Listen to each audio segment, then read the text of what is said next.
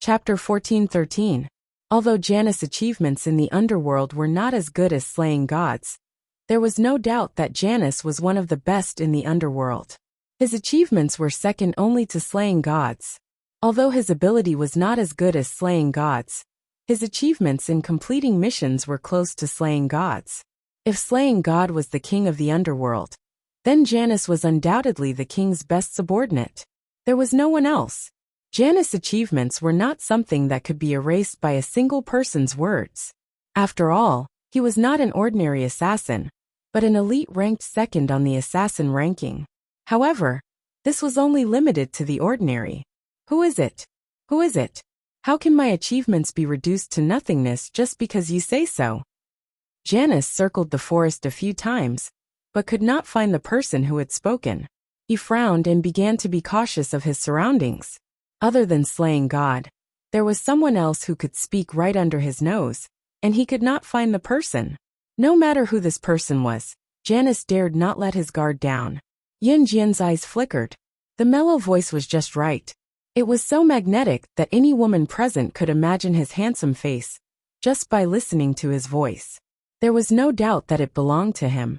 How did he get here so quickly? Yin Jian had initially planned for Ce to arrive a day later than her. Yin Jian did not know that Ce had rushed here so quickly just to see her. But where was he? Damn it! What's the point of hiding? Come out if you dare. What do you mean by your woman? Who's your woman? Who the F***ck did I lay my hands on?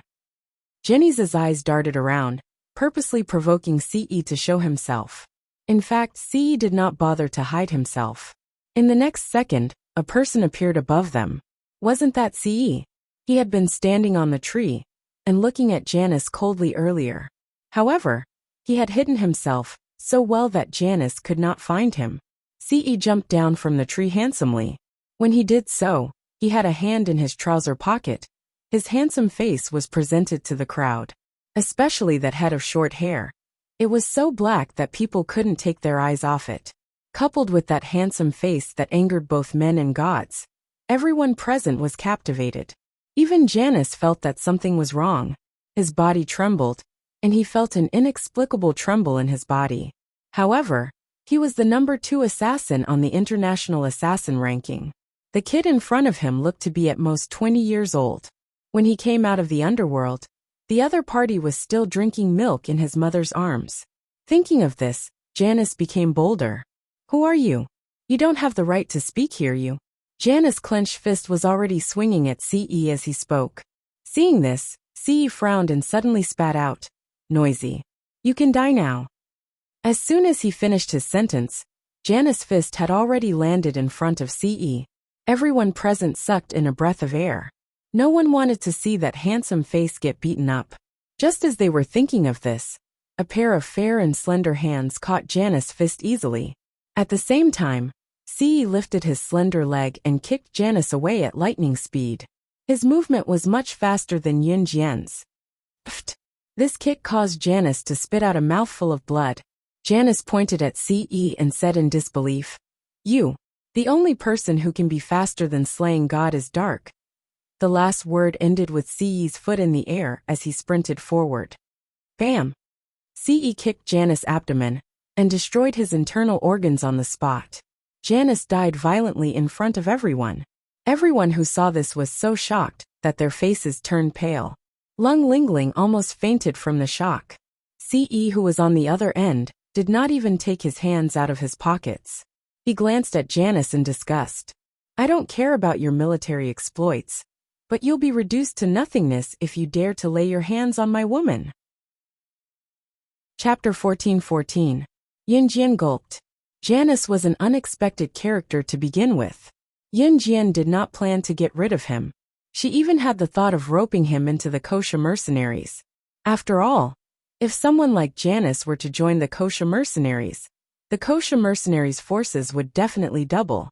Ever since the Kosha mercenaries had gotten rid of the subordinates of the previous Kosha mercenaries' boss, the old men's forces had been completely eliminated as well. Of course, the consequence of this was that the Kosha mercenaries' forces had yet to be reorganized for quite some time. Therefore, Yin Jian's favorite thing to do now was to rope people into her kosher mercenaries. However, with Siyi's interference, just as she thought about it, a hand appeared around her waist. Siyi pulled Yun Jian into his arms and pressed himself against Yun Jian, his deep voice coming from above. Xiao Jian, what are you thinking about? Why did you kill him? Yun Jian asked with a frown. Siyi's expression darkened at the question. Isn't it better to kill him? I wanted to invite him to join the kosher mercenaries. Yun Jian stated her intention. Xiao Jian, as long as you serve me well, the entire Han group will be yours. I'll be yours too. Siyi could not hold himself back and murmured softly against Yun Jian's earlobe. Of course, these were all whispers between Yun Jian and Siyi. The people around them could only see Siyi killing Janice and walking to Yun Jian to lean against her. Other than that, they could not see anything else. Siyi's words made Yun Jian blush. She nudged Siyi quickly and thought of something else. Where's Mad Dragon? Over there. How could he not listen to his wife and bring Mad Dragon over? Siyi pointed in that direction. Yun Jian turned to look and saw Mad Dragon sauntering over lazily. Yun Jian could clearly see that Muing, who was standing not far away, froze when she saw Mad Dragon. Muing was still young when she died. She was only about 9 years old. Mad Dragon was still young back then as well. A person's appearance would change with age, but a person's silhouette would not change much. This was why some people could tell whose childhood photo it was at a glance. The moment Muing saw Mad Dragon, she was stupefied. Of a sudden, she realized that she was no longer who she used to be. She did not even have a body. She was only left with a consciousness. This consciousness was transferred to this little girl by the perverted professor back then. Right now, he was like a walking corpse. What right did she have to see him? Lung Hanja could clearly see the change in Mu Ying's expression when she saw Mad Dragon. He felt very uneasy. Ying. Lung Hanja looked at Muing. He wanted to help Muing up, but Muing did not let him touch her, and ran into the depths of the forest. Mad Dragon, who was standing far away, felt Mu Ying's gaze. He suddenly retracted his lazy posture. When he glanced at Muing, he felt a sense of familiarity. Yun Jian knew that Mad Dragon and Muing had a relationship when they were in the organization. After Muing died, Mad Dragon killed the group of people who had tricked him into going out. He could not make it back in time to save Muing. To this day, Mad Dragon did not have any women by his side. Not a single one. Ever since Muing died, Mad Dragon's world was only filled with killing, killing, and killing. He only knew how to use killing to numb himself. Yun Jian suddenly walked in front of Mad Dragon. She signaled to Mad Dragon that Muing had run away and said, "Do you still remember MY?" Yun Jian did not point it out, but Mad Dragon suddenly realized something. In the next second, Mad Dragon ran madly towards Muing. Muing ran as fast as she could. Her strength had stagnated at the age of 9. She did not give up on training after her consciousness was sucked into this body by the perverted professor. However, she knew that she was no longer a complete person, and she was not worthy of meeting Mad Dragon. She did not even have her own body. Muing ran faster and faster. In the end, she didn't even notice the vines on the ground. She was tripped by the vines and fell to the ground, but she didn't feel pain. She just sat on the ground and silently let her tears flow. She did not know why she was crying. "My silly girl, I have been looking for you for more than 10 years. You are still as silly as before." Suddenly, a soft male voice came from behind. Muing paused. She knew who the male voice was, but she did not dare to turn around. However, she felt the owner of the male voice squat down and hugged her from behind. He pulled her up from the ground with one hand, and then pulled her into his arms. Chapter 14-15. After Mad Dragon finished speaking, Mu Ying's body trembled even more. It was a feeling of agitation, excitement, happiness, and despair. She didn't know what to say, and neither did Mad Dragon. The two of them stood there in a daze. Mad Dragon hugged her and didn't move an inch. It wasn't until the sound of footsteps came from behind her, and a furious male voice rang out that everything was stopped. This furious male voice came from the mouth of the boy she had been familiar with for more than 10 years, but had never fallen in love with. "Who are you? Let go of my Ying." After Yun Jian saw Muing running away, Mad Dragon chased after her. In the end, Lung Hanja chased after her as well. After Lung Hanja chased after her, Lung Lingling, Gua Xiao, and the rest all ran after her. The only people left standing were Dan Qingjie and the two groups of tourists. When Yun Jian saw this, she also ran over. Before she ran over, she said to Ce, "I'll go take a look." After Yun Jian went over, Ce scanned the scene with a pair of sharp eyes. Then she left with Yun Jian. "I'll kill whoever dares to come over." Coupled with the sight of Janice's corpse on the ground, everyone's legs stiffened. At this moment, no one dared to follow them. However, they didn't dare to leave this place on their own. After all, this was the Amazon forest. Coupled with the danger they had encountered previously, this group of people could only stand there and wait for Yun Jian to return. When Yun Jian arrived, she saw Lung Hanja looking at Mad Dragon hugging Muing. He roared at Mad Dragon, "Who are you? Let go of my Ying," and rushed forward. Lung Lingling, who was standing behind Lung Hanja, shouted at Lung Hanja's back, "Brother!" Then, she glared hatefully at Muing, who was being hugged by Mad Dragon from behind. "It's all her fault. It was all her fault. Go to hell. Why don't a fickle woman like you go to hell? My brother has been chasing you for so many years. If you were a human, you would have responded to him long ago. What about you? Not only did you not respond to him, but you even hugged another man. How shameless." Lung Lingling didn't give any face to Muing and cursed her with all kinds of words. Just as Lung Hanja was about to run forward and try to pull Mad Dragon away from Mu Ying's waist, Mad Dragon suddenly reached out a hand and grabbed Lung Hanja's collar. Lung Hanja was thrown far away. "Brother! Brother! Ah, you two are having an affair. Shameless." Lung Lingling saw her brother Lung Hanja being thrown out. She was so angry that she wanted to rush over. Lung Lingling wanted to rush forward, but she was caught by Yun Jian. Yun Jian grabbed Lung Lingling's collar and slapped her 3 times. Slap! Slap! Slap! The 3 slaps were exceptionally loud in the silent forest. When Lung Lingling came back to her senses, she glared at Yun Jian angrily. "How dare you hit me? Why wouldn't I dare to hit you? Your brother's feelings for Muing are just one-sided. Does she have to be with your brother just because he likes her?" Yun Jian scoffed. No. Ying and I are from the same world. Since we were young, everyone around us said that we're a match made in heaven. Moreover, we're both from military families, so we're the best match. He's a despicable person. He's a despicable person." Lung Hanja was in pain, but he endured it and got up from the ground. He pointed at Mad Dragon and said hatefully. Yun Jian laughed when she heard that. She sneered and asked Lung Hanja, "Do you know who I am?" Lung Hanja, Lung Lingling, and the rest only reacted when they heard Yun Jian's question. She was a secret agent, the kind that could kill. Moreover, she was the #1 secret agent on the International Secret Agent ranking, slaying God. Just as they thought that, they heard Yun Jian say with a smirk, "She's the same as I am. She, who once lived a life of war, will never be from the same world as you." Yun Jian's words stunned Lung Hanja and Lung Lingling. What? Muing?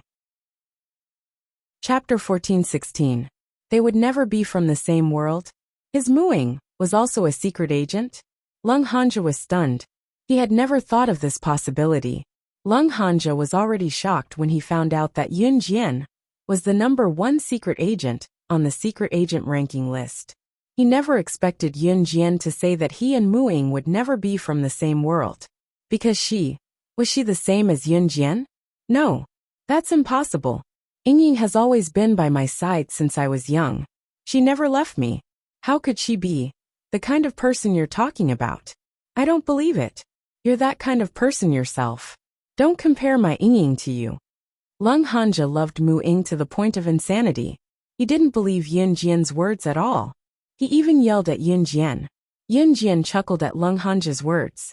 Muing stood up and let go of Mad Dragon's embrace. She stopped Yun Jian. Yun Jian, this is my problem. I'll settle it myself.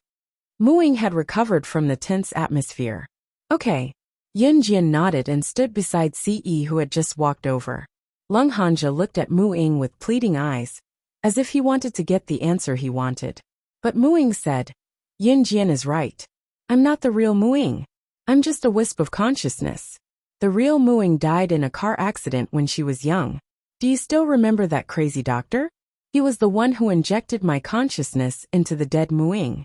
As for me, I was just a nameless assassin in the Hun organization back then. I was once abducted into the organization, along with hundreds of other children. I lived an ignoble existence in the cruel world. In the end, my limbs were cut off, my heart was dug out while I was still alive, and I was a pitiful little girl who was torn apart by wolves and dogs. Your Muing, your beloved Muing is dead. Mu Ying's words hit the nail on the head. Lung Hanja was stunned by Mu Ying's words. He couldn't believe it, and he didn't dare to imagine that the girl he had loved since he was a child had changed halfway through. You're lying to me. Lung Hanja shouted at Muing like a madman. Muing stopped breathing after the car accident. I was the one who came back to life when she was buried, so she is already dead. I am me, I am MY. Muing suddenly raised her voice. This made Lung Hanja completely believe him, and his mind was in a mess. If that was the case, then what was he? Did he love the young Muing or the current Muing? What was he after? Lung Hanja sat on the ground, completely paralyzed. How did you die? Cut off your limbs? Dug out your heart? Torn apart by wolves and dogs? This is a lawful society. How could such a cruel thing happen? Lung Lingling didn't care if Lung Hanja believed it or not. Lung Lingling's focus wasn't on the fact that Muing was no longer the Muing she used to be. Lung Lingling, Guoxiao and the others were just normal students after all. They had never heard of such a horrifying way of dying. Not to mention that such a horrifying person was standing right in front of them. Lung Lingling felt a chill run down her spine. Muing didn't reply to Lung Lingling, but Yin Jian did. Yin Jian smirked and told Lung Lingling, "You're right." Chapter 14:17.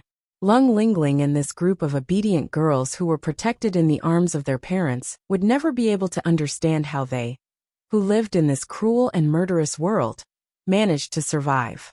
Perhaps to them, the best life wasn't that tomorrow would be better than today, but that tomorrow they were still alive, that they weren't dead yet. Hearing Yin Jian's serious words, Lung Lingling gulped. She was sure that the current Muing was no longer the Muing of the past. After all, Muing was her best friend when they were young. Ever since Muing got into a car accident when they were young, she changed.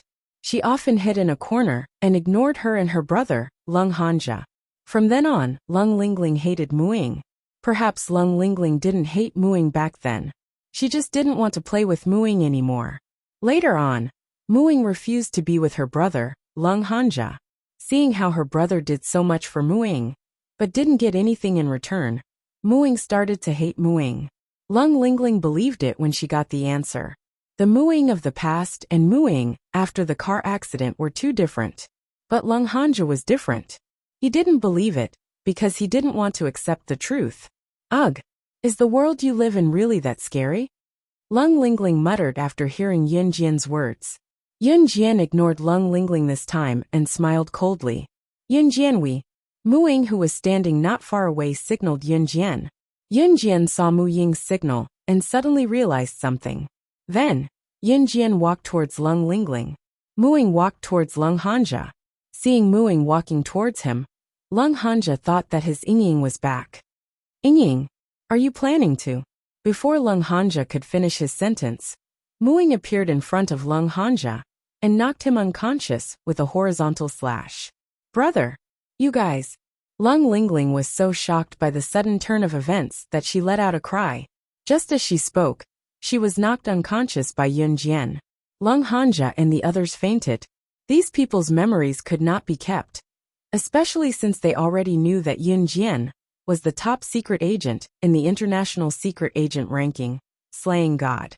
After the group of people were knocked unconscious, Yin Jian took out 3 bottles of chemical solvent from her bag.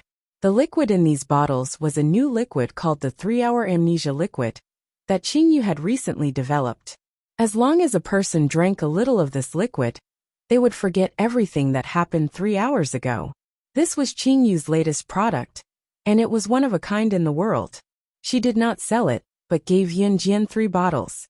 Yun Jian's identity as the top secret agent ranking, slaying god, was exposed. Not only would Lung Hanja and the rest have to forget about it, even the group of people who came with the tour group would have to forget about it. Therefore, after knocking out Lung Hanja and the rest, Yun Jian gave each of them a drop of the amnesia liquid. She then got Mad Dragon to knock out everyone in the tour group and gave each of them the 3-hour amnesia liquid. They were very close to the entrance of the Amazon forest, so they were not afraid that no one would notice them if they were knocked out. Yun Jian only used 1/3 of the 3-hour amnesia liquid from one of the 3 bottles. By the time Yun Jian rescued the savage from the Wildlife Research Institute nearby and brought him back to the tribe, it was already evening. Lung Hanja and the rest, including Dan Qingjie and the tour group, were all knocked out. It was obvious that they had forgotten everything that happened 3 hours ago. Chapter 14:18. They did not find the old man who had saved Muing back then, so Yun Jian, Muing, and the others returned to Min City. Muing was saved by the old man when she entered the Amazon forest. If it were not for him, Muing would not have been able to survive 6 months in the Amazon forest with her ability back then. Yun Jian, on the other hand, had survived there for 6 months with her own ability. Compared to Yun Jian, Mu Ying's ability was indeed weaker. It was also evident that Yun Jian was one of a kind to be able to survive 6 months in the Amazon forest with her age back then. Mu Ying was grateful to the old man for saving her life back then, but she still could not find him even after walking around the Amazon forest and nearly turning over the soil on the ground. In the end, Mu Ying could only accept her fate and return to Min City. Mu Ying went back to Min City while Yun Jian went back to Longmin City. Mu Ying went to Min City with Mad Dragon as well. Although Mu Ying felt that she was not good enough for Mad Dragon now, she could not bear to chase Mad Dragon away, so both of them went back together. Yun Jian went back to Longmin City with Ce. After staying in Longmin City for 3 to 4 days, the 7-day break after the military training was over, Yun Jian was ready to head back to Min City's military academy for class. Ce did not have time to accompany Yun Jian to class, but before Yun Jian left, he hugged Yun Jian and let Yun Jian sit on his lap affectionately for a while. "Xiao Jian, I can't get away for a while. Come to and hun for me later." In the room, Ce hugged Yun Jian's slim waist, refusing to let her go. He let Yun Jian sit on his lap and pressed his lips to Yun Jian's ear softly. Yun Jian was numb from Ce's breath, but she dared not move. She was pinned down by Ce, so she could only curl up and take it. She dared not move, because she was sitting on his lap. Yun Jian was wearing a short white skirt and a pair of panties today. Ce's pants were so thin that it was as if he was wearing nothing. She was so shy that her face turned red. "Let go of me, I have to catch the bus. I'll be late for class." Yun Jian pushed Ce as she blushed. "No." He spoke even more boldly. As he spoke, he placed his slender hand on her smooth thigh under her short skirt and gently rubbed it. "Xiao Jian, you're so beautiful." Ce almost wanted to melt into her body. "Xiao Jian, it's 6. The bus leaves at 6:30. Aren't you awake yet? You'll be late for school later." Qin Yura's voice rang as she came up the stairs. The sudden voice made Yun Jian blush as she pushed Ce again. With this push, a certain part of her body that was only covered by a thin layer of clothing rubbed against him twice. It would have been fine if it was not rubbing, but once it did, Yun Jian could feel a certain part of Ce's body bulging. With that, Ce's breathing beside her quickened. "Let go." Yun Jian's expression could no longer be described as bashful. "Xiao Jian, why aren't you up yet? You weren't like this before. Get up now." Qin Yuru came up the stairs and was coming to the room. "Xiao Jian, move again and I'll take you," Ce suddenly whispered in Yun Jian's ear. Yun Jian's face flushed at once, and she did not move anymore. Chapter 14:19. Just as Qin Yuru opened the door, she saw Yun Jian standing in front of her in a white miniskirt. Her daughter was looking at her with a blushing face. "Xiao Jian, what's wrong?" Qin Yuru was surprised. "Did you bully Ae?" What Qin Yuru said next, however, made Yun Jian wonder if she was Qin Yiru's biological daughter. "Mom, I didn't," Yunjian said as she walked around Qin Yiru and went downstairs, reaching for her bag as she walked. "Breakfast is on the dining table. Remember to bring it to the car." Qin Yiru watched Yunjian's back as she hurried down the stairs. She covered her mouth and chuckled before calling out to Yunjian. Yunjian hummed in response and went downstairs to pick up the breakfast that Qin Yiru had put in a white plastic bag from the dining table before heading out. She drove the car to Min City Military Academy. The 7-day holiday was over, and today was the 10th of September. It was also the official start of Yunjian's school at Min City Military Academy. Hence, Qin Yiru wanted her to change into a white miniskirt with a pink top. Yunjian did not mind as she changed into it. She was also puzzled why Ce did not tell her to wear such a short skirt today. Shaking her head to stop thinking about it, Yunjian picked up her breakfast and carried her bag before heading out. Inside the house, Ce smirked. He was still thinking about how alluring Yunjian looked under her miniskirt. He would never tell anyone that he did not stop Yunjian from wearing such a short skirt today, because cough. It was already 8:30 a.m. when she arrived at Min City Military Academy. 9 o'clock was the school arrival time. Considering that the students came from far away, the school purposely allowed them to arrive before 9 o'clock on the first day. The next day, he would wake up at his normal time. Yunjian attracted a lot of attention as soon as she arrived at school. She still had her hair tied up in a high ponytail, but she wore a white short skirt and a pink top. She had a beautiful face, and her perfect face attracted the attention of countless people around her. Even the girls couldn't help but take a few more glances. "Yunjian, I'm here. Come here quickly." Linwan was already waiting for Yunjian at the school gate. When she saw Yunjian, she rushed over and looked at Yunjian from head to toe. "Hey Yunjian, this short skirt really matches you. It's so beautiful." As she spoke, Linwan looked around again. She didn't see Muing. Why isn't Muing here today? I remember that she was always the first one to arrive. Let's stand here and wait." Yunjian pointed at the security post at the school gate and said, "Okay." Linwan nodded. Then, she stood with Yunjian at the security post at the school gate and waited for Muing. Just as Yunjian and Linwan stood there, a female teacher on duty at the school gate who was less than 1.5 meters tall and wore a pair of stilettos saw Yunjian.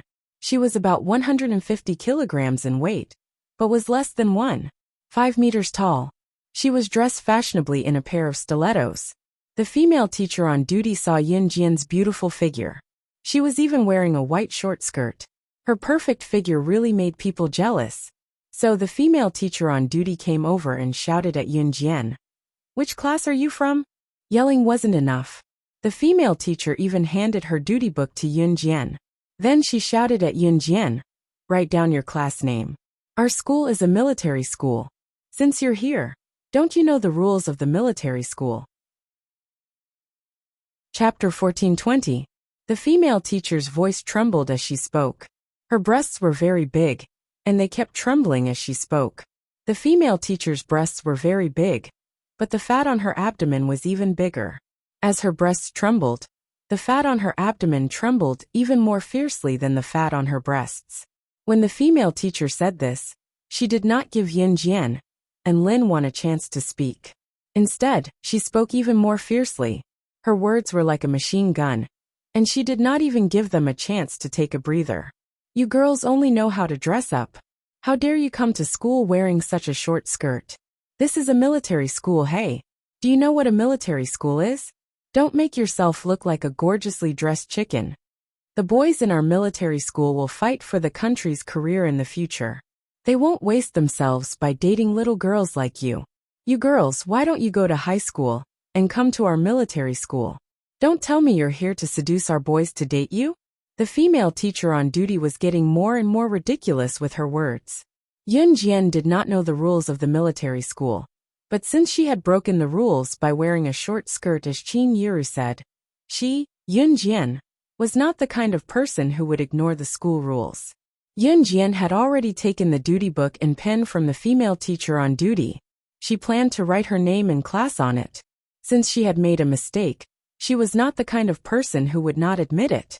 However, this female teacher acted as if she had killed someone. She had not stopped talking since she spoke. This made Yun Jian, who was about to write her name in class on the duty book, stop. Hurry up and write. Write your name in class on it. You broke the school rules, so you should be deducted points. The female teacher on duty saw that Yun Jian had stopped writing, so she frowned and urged her. Teacher, this is our first offense and we are freshmen. We have not learned the school rules. My friend will not wear short skirts in the future. Can you not deduct this point? Lin Wan spoke up for Yun Jian. Usually, the first 1 or 2 weeks of school was for the students to get used to the school rules and regulations.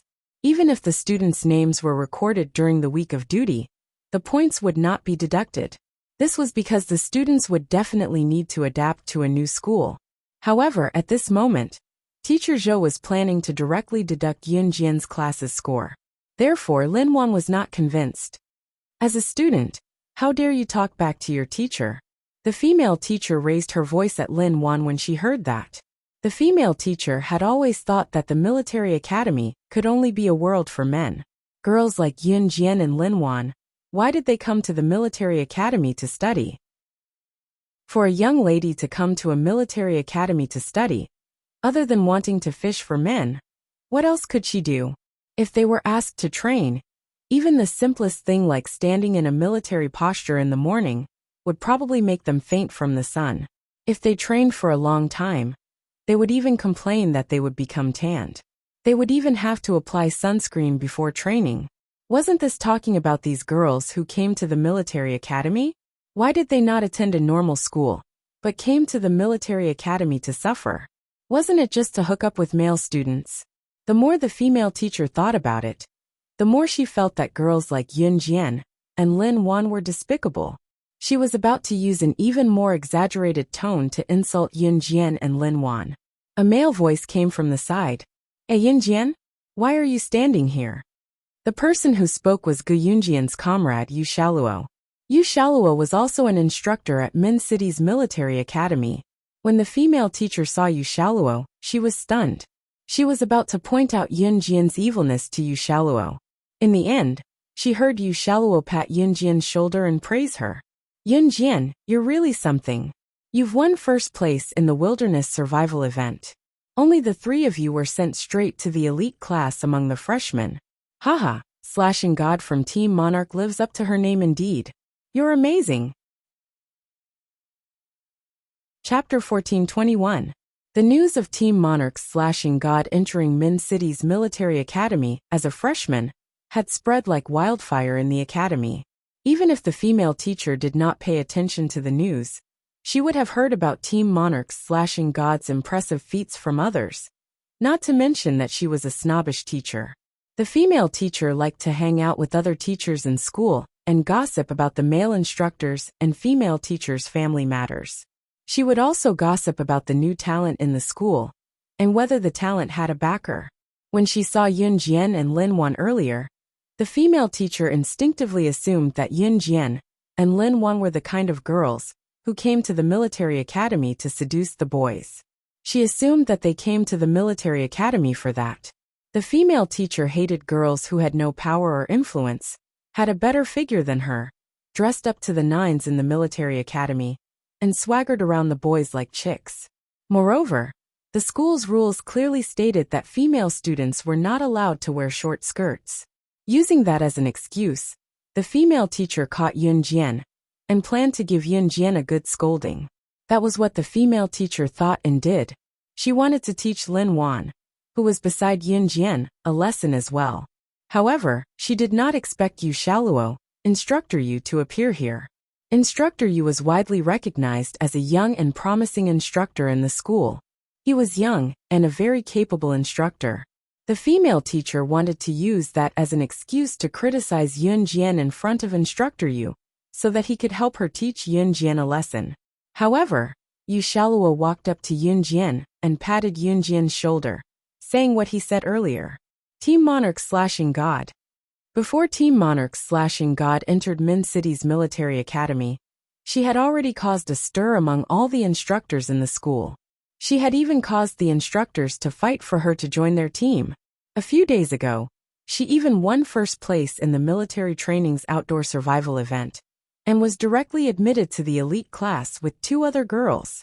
It was said that on the last day of the outdoor survival event, she represented Min City's military academy and destroyed the pride of Wuling Military Academy, which had always been at odds with Min City's military academy. Now in Min City's military academy, slashing God was the symbol of a legend. Even the instructors and teachers in the school could not help but feel respect when they heard the word. What more a mere female teacher like her? The female teacher on duty's face dropped to the freezing point. Yu Shaluo didn't know what the female teacher had just done. After hearing the female teacher's words, he laughed out loud and then responded to the female teacher. That's right, the killing god that everyone in our school is talking about is her. What do you think? Are you surprised? When I saw her this morning, I had the same reaction as you. I thought she was a weak little girl, but who would have thought? Haha. As soon as Yu Shaluo finished, the female teacher's face turned as red as a chili pepper. Not only did she suspect Yun Jian, she even tried to make things difficult for Yun Jian. However, the female teacher was also a person who changed her face faster than flipping a book. When she heard that Yun Jian was slashing God, she immediately turned to look at Yun Jian and put on a smiling face that almost squeezed her wrinkles together. So this beautiful girl is slashing God. I really didn't expect that, haha. As she spoke, the teacher looked at her watch and told Yun Jian with a grin. Students, go to class. 9 o'clock in the morning is considered as being late. Go now. It'll be bad if your homeroom teacher catches you being late. Chapter 14:22. Just now the female teacher was clearly targeting her. Yun Jian wasn't an idiot, so she naturally saw through it. Therefore, Yun Jian decided to beat her at her own game, and directly retorted back. This time, the female teacher was extremely embarrassed. The female teacher regretted that she wanted to deal with Yun Jian, especially now, in front of the most handsome, most outstanding and youngest instructor in the school. The female teacher was really a bit shy. After all, she was only 28 years old and was still unmarried. To put it bluntly, the female teacher wanted to leave a good impression in front of an outstanding man like Instructor Yu. But who would have thought that Yun Jian wouldn't be like the previous students who obediently followed her words and walked through the school gate. Instead, she directly pointed out what she had just done in front of Instructor Yu. Wasn't this clearly making her lose face? The female teacher clenched her fist in her heart. But because Yun Jian was a killing god, she could only force a smile that was still trembling to face Yun Jian. Yo hee, how could that be? Teacher was just joking with you guys. In any case, you guys are new students who just entered the school. It's normal that you don't understand the school rules. Wait until you're familiar with the school rules, then don't make such a low-level mistake again. In school, if you meet a kind teacher like me, then it's fine. If you meet a kind teacher like me, then it's fine. But if you meet a kind teacher like me, then... Haha. The female teacher didn't finish her words, but the meaning in her words was more or less incisive. Just hearing the sentence, if you meet a kind teacher like me, Yun Jian felt goosebumps all over her body. And I really haven't met a teacher who would stop someone on the first day of school, wearing a short skirt, and insist on deducting marks. Yun Jian very calmly said this embarrassing reality in front of the female teacher, without giving her any face. When these words came out, even Yu Shaluo felt a bit embarrassed. Ahem. That Yun Jian, I think you guys should go back to the classroom first. It's already 8:43. Aren't you guys going to be late at 9 o'clock? Yu Shaluo stood up to ease the awkward atmosphere. We're waiting for a friend. Yun Jian said calmly. She then turned to the female teacher and said politely, Thank you for asking me to stay, but I'm very sorry that you didn't manage to deduct points from my class today. After that, Yun Jian dragged Lin Wan to the other side to wait for Muing. Cough cough. I'll go take a look. Yu Shaluo didn't like talking to this female teacher, who was almost 30 years old, wore a pair of high heels, and was less than 1.55 meters tall, so he casually found an excuse. The female teacher's ugliness was only one of the reasons. What Yu Shaluo didn't like was the conduct of the female teacher. Hey instructor. You. The female teacher was a little unhappy when she saw Yu Shaluo walk away. Thus, she shouted at Yu Shaluo's back. Instructor, my name is Zhang Xiao. I'm the class teacher of grade 2-3.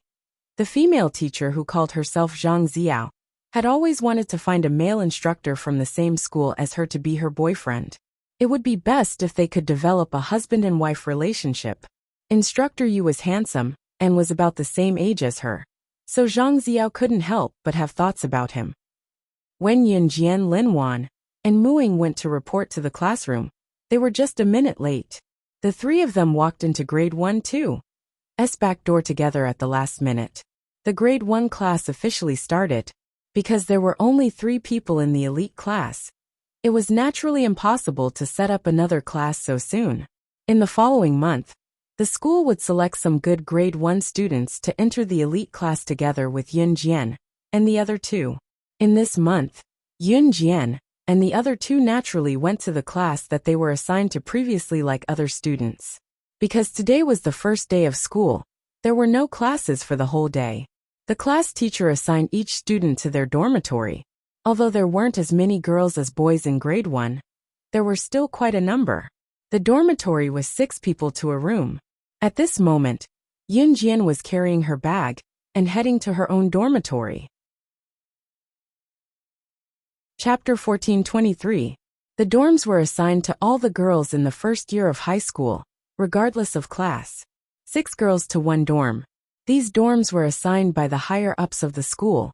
The homeroom teacher, Teacher Chu, did not have the authority to do so.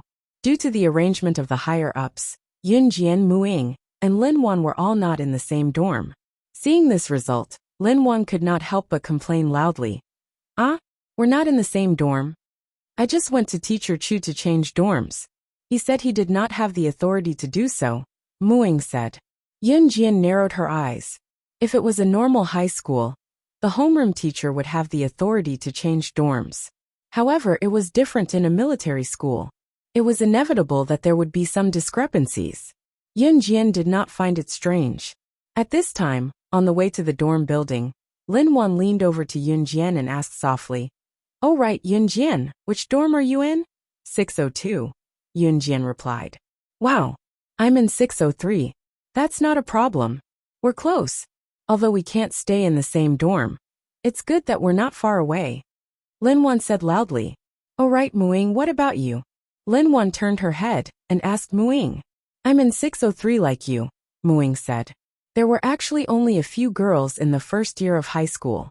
At most, they could form a class of 30 to 40 people. However, sometimes the probability was not high. When they were assigned dorms, they could not be in the same dorm. "Hey, how nice would it be if the 3 of us were in the same dorm?" Lin Wan sighed again. "It's okay. I can go over anytime," Yun Jian said indifferently. "Hey, Yun Jian, didn't the teacher say that our school rules state that students cannot casually sleep in the same dorm? You can't go to other people's dorms?" Lin Wan pouted. "Then I'll sneak over." Yun Jian's lips curled into a smile. Then, she walked towards the dormitory building ahead of Lin Wan and Muing. Muing and Lin Wan both smiled. Both of them had never seen Yun Jian joke before. Now that they saw Yun Jian grinning, they were both stunned. But soon Muing and Lin Wan followed. The 6th floor of the female dormitory building. Room 602. Lin Wan stood in dorm 603 and looked at Yun Jian reluctantly. In the end, she was pulled into her room by Muing. Yun Jian tilted her head and smiled faintly. Then, she carried her bag and walked into room 602. As soon as she entered the room, Yun Jian's roommates who had arrived at school were all in place. They were all sitting on their beds and tidying up their beds. When they saw Yun Jian walk in, one of the girls standing at the door grinned at her, but didn't say anything. Yun Jian walked in with her bag on one shoulder. She had just walked into the room when suddenly, something fell from one of the beds. So annoying. I already said that I don't want to go to school in this damn place. Great. I didn't even bring my teddy bear. Without it, I can't sleep. It was a girl wearing a princess dress and dressed like a doll. She was sitting on the upper bunk bed. She was rummaging through her bag. Seeing that there was nothing in her bag that she wanted, she became impatient and threw a teacup from her bag onto the bed. Yun Jian had just entered her dorm when she was hit. Ah! Someone came in. One of the girls couldn't help but exclaim when she saw Yun Jian walk in, and the teacup just happened to be thrown at Yun Jian. The other girls were slightly frightened. However, they saw that after Yun Jian sensed the danger, she reached out and caught the teacup that the girl in the princess dress had thrown from the upper bunk. Yun Jian didn't even look up and caught it. Chapter 1424. Several girls in the same dormitory thought that Yun Jian would suffer. After all, the girl in the princess dress just now smashed the teacup off the bed in anger, so one could imagine how fierce that force was. Yun Jian, on the other hand, had walked into the dorm without warning. That teacup was smashed so fiercely, it would be strange if this new student didn't suffer. But what the girls saw was that Yun Jian stretched out her hand and caught the teacup. After reacting, the girls in the same dormitory were all surprised. One of the girls couldn't help but clap, and then gave Yun Jian a thumbs up. God! Classmate, what's your name? You're so amazing! This girl's praise didn't make Yun Jian complacent. On the contrary, she didn't even show the slightest bit of a proud expression. Casually throwing the teacup on the upper bunk bed of the girl in the princess dress, Yun Jian turned her head and glanced at the girl who gave her a thumbs up just now and asked, "Are there any more beds?" The beds here weren't fixed. Generally, the beds were first come, first served. Whoever grabbed the lower bunk bed would get the good spot. There's still a bed in the corner, it's the upper bunk. The girl who gave Yun Jian a thumbs up said, and then she continued, "Classmate, you were so amazing just now. Is it convenient for you to tell us your name?" "Oh right, before asking for other people's names, you have to introduce yourself first." "Hee, my name is Ning Kai-dai. I'm a student of grade 111, from Xia City, 16 years old this year. We have already introduced ourselves just now. Now our dormitory has 5 roommates including you, so you can introduce yourself again." A girl standing next to Ning Kai-dai put her arm around Ning Katie's shoulder and said to Yun Jian. After saying that, the girl stuck her tongue out at Yun Jian, and then lively introduced herself to Yun Jian. "My name is Meng Xiaolian. I'm from Min City, 17 years old this year. Kai-dai and I are classmates in the same class." As she spoke, Meng Xiaolian tightened her arms around Ning Katie's shoulders. My name is Han Nina. I'm 16 years old this year. My nationality is Y country. My mother is Z country. Also my Chinese isn't very accurate. Please take care of me." A girl who had been sitting in the corner stuck her head out and greeted Yun Jian shyly. This girl had a head of naturally golden wavy hair. Her skin was fair, and her facial features were very delicate. She looked as delicate as a doll. The most eye-catching thing was that the girl who called herself Han Nina had blue eyes. Unlike modern girls who wore cosmetic contact lenses, Han Nina's eyes were sky blue. They looked very natural and beautiful. After Han Nina greeted them, Yun Jian also felt the friendliness of her new roommate. She adjusted her backpack and grinned, revealing a row of neat front teeth. She smiled at the 3 girls in front of her. "My name is Yun Jian." Obviously, the girls in front of her didn't know about Yun Jian's achievements during the military training. Yun Jian also didn't see these girls during the military training. They probably didn't participate in the military training. After all, not all students who came to the military school to become special forces or soldiers. The military school also had a major for training military doctors. Many female students still came to the military school to apply for the military doctor's position. Therefore, it wasn't strange that these female students didn't participate in the military training last time. "Yun Jian, your name is really nice, haha." Ning Kai-dai smiled at Yun Jian. "You guys are so annoying. Keep talking. Can't you see that I'm so annoying? Could you please shut your mouths? I'm going to make a call." Chapter 1425. Seeing that the person sitting on the upper bunk had flipped out again, Ning Kai-dai pursed her lips and hurriedly pulled Yun Jian to the toilet. Then, she leaned over to Yun Jian's ear and whispered, She's called Chung Jiaojia. I don't know which class she's from. Anyway, she got angry the moment she entered the dormitory.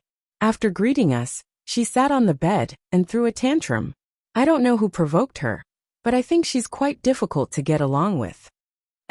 Oh right, there's another roommate in our dormitory.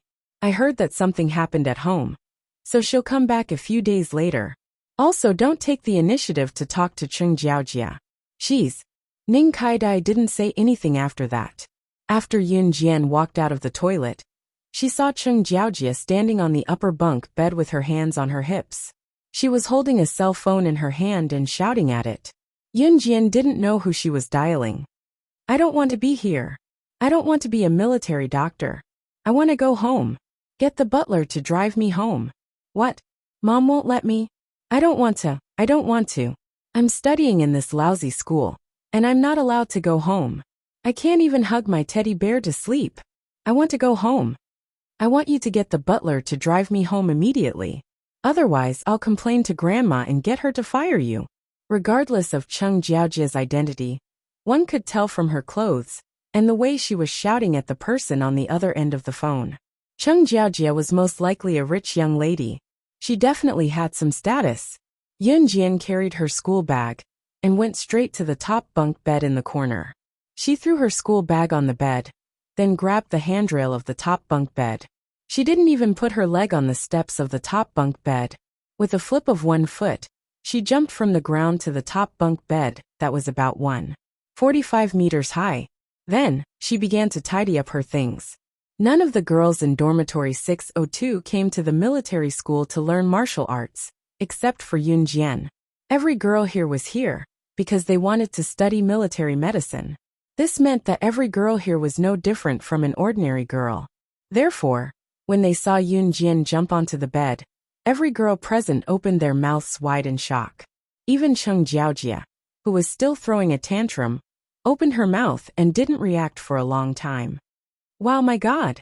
Yun Jian, why are you so powerful? Aren't you a medical student? When Ning Kaidai saw Yun Jian's move, she and Ming Xiaolian walked over in surprise. The two of them looked at Yun Jian in shock. Study medicine? Yun Jian's eyebrows twitched slightly, then she shook her head gently. No. Wow! Are you planning to become a soldier in the future? Ning Kaidai continued to ask in shock. Special Forces, Yun Jian answered with 3 words. That's so cool. Ning Kaidai shouted again. Shut up. All of you shut up. Do you still want me to talk on the phone or not? Chung Jiaojia roared again. This time, the atmosphere was completely stifled, and no one spoke. After tidying up their blankets and things in the dormitory, they returned to their respective classrooms. September 10th was the first day of school, and the students didn't attend classes on the first day. As soon as they arrived at the classroom, the homeroom teacher, Teacher Chu, announced a particularly delightful news. Students, the day after tomorrow, which is September 12th, is our school's 50th anniversary. In order to celebrate, the school is preparing to hold a food festival for the whole day. Because the announcement was rather sudden, the sophomores and juniors already knew about it. So tomorrow, the freshmen can go out to buy food and prepare for the food festival. Chapter 1426. The class was overjoyed to have such an event right after school started. All of them shrieked when they heard Mr. Chu's words. When the students from the neighboring classes heard Yun Jian and her classmates shrieking, they thought that something terrible had happened. All right. Don't get too excited, everyone. I'm even more excited than all of you. As a male teacher, Mr. Chu liked to joke around. Hearing Teacher Chu's words, all the students in the class laughed. Right, on the day of the food festival, other than selling your own food, you can also go to the stalls of other classes to buy food made by other classes. But remember, be careful.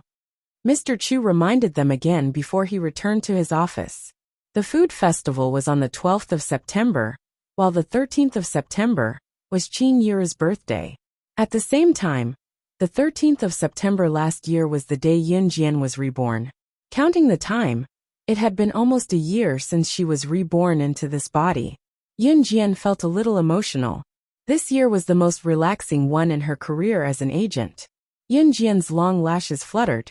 On the 13th of September, the second day of the food festival, she planned to return to Longmen City to celebrate Qin Yuru's birthday.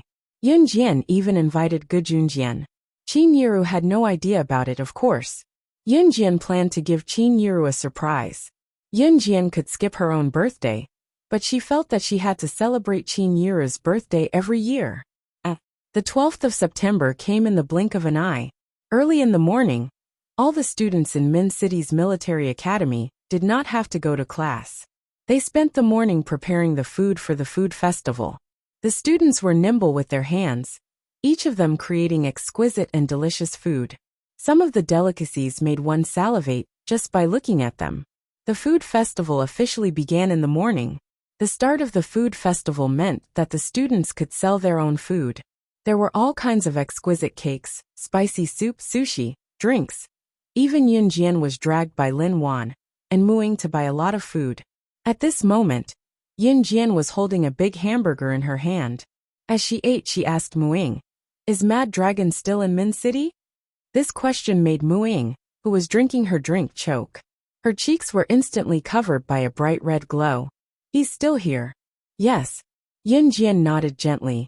Hey, Yun Jian." At this moment, Yun Jian saw her new roommates, Ning Kaidai, Meng Xiaolian, and Han Nina, who were selling cakes, waving at her. Other than herself, Yun Jian knew that Ning Kaidai, Meng Xiaolian, Han Nina, and Cheng Jiaojia were all in the same class.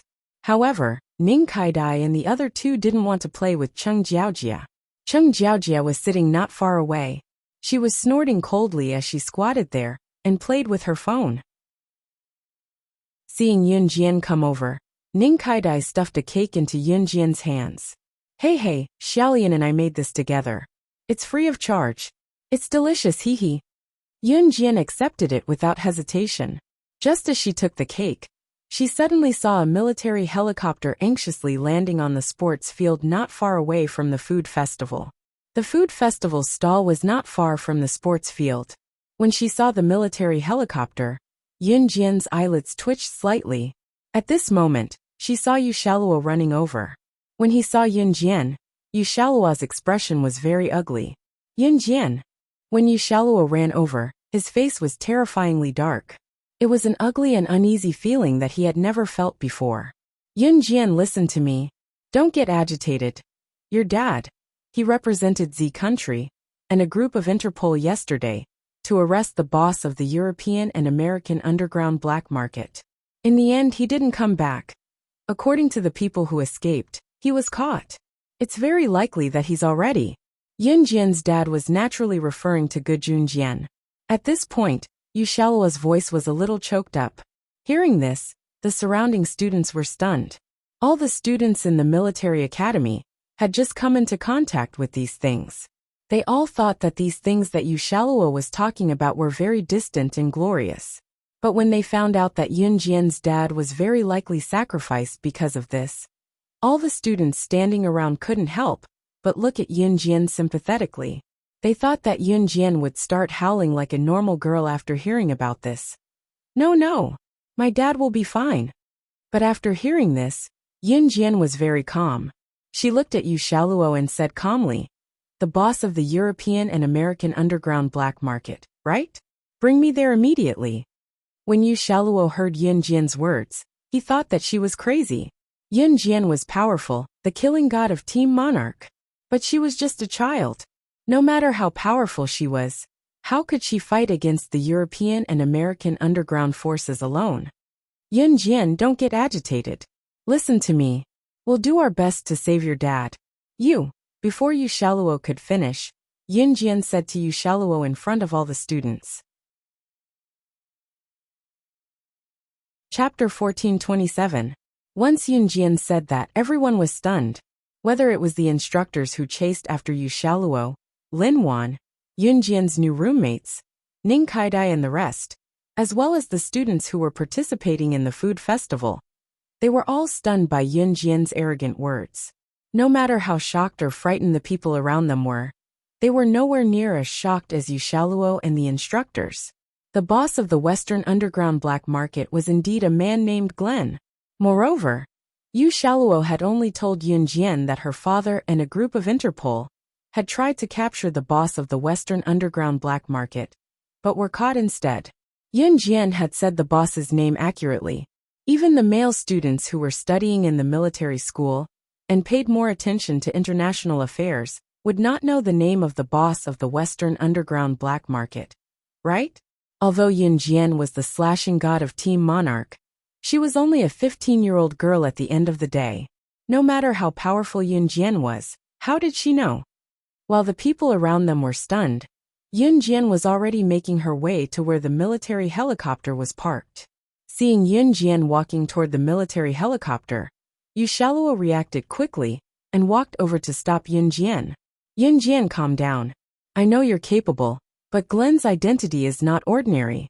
Interpol had sent many internationally renowned agents to infiltrate the Western Underground black market's territory and sacrifice many people, but they could not arrest him. If you act so rashly, not only will you not save old Gu, you'll even lose your life. Yu Shaluo spat out those words with red eyes and trembling. As a special forces soldier who protected the country, they faced danger at all times. Yu Shaluo and Gu Junjian had known each other for a long time. He hoped more than anyone that Gu Junjian could come back alive. However, Yu Shaluo knew that Yun Jian was Gu Junjian's current daughter. Gu Junjian doted on this daughter more than his own son. Yu Shaluo wanted to save Gu Junjian more than anyone else.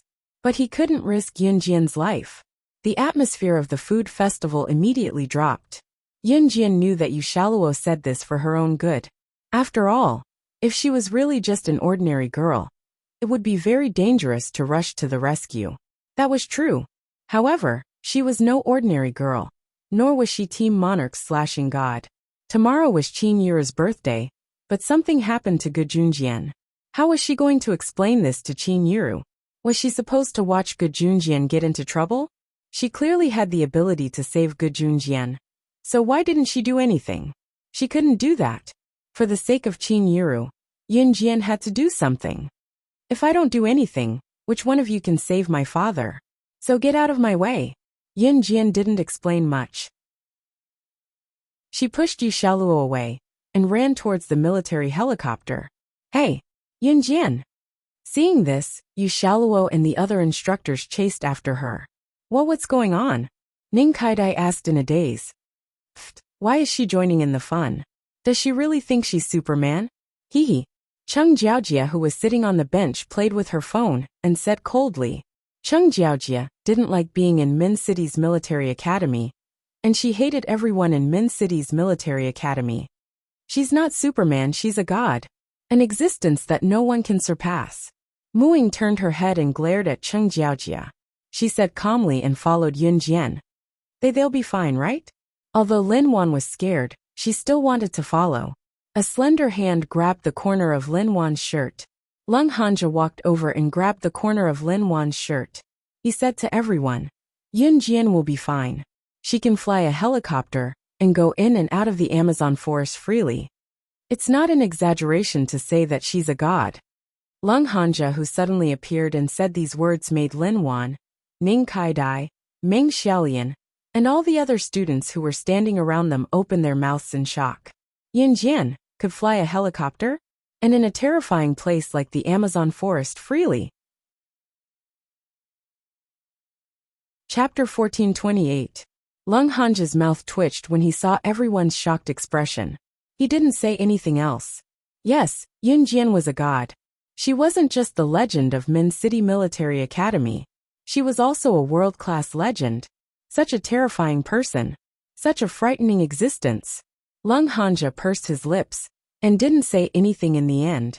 However, the fear he had for Yun Jian, or rather, the thoughts in his heart, was something that no one present could imagine.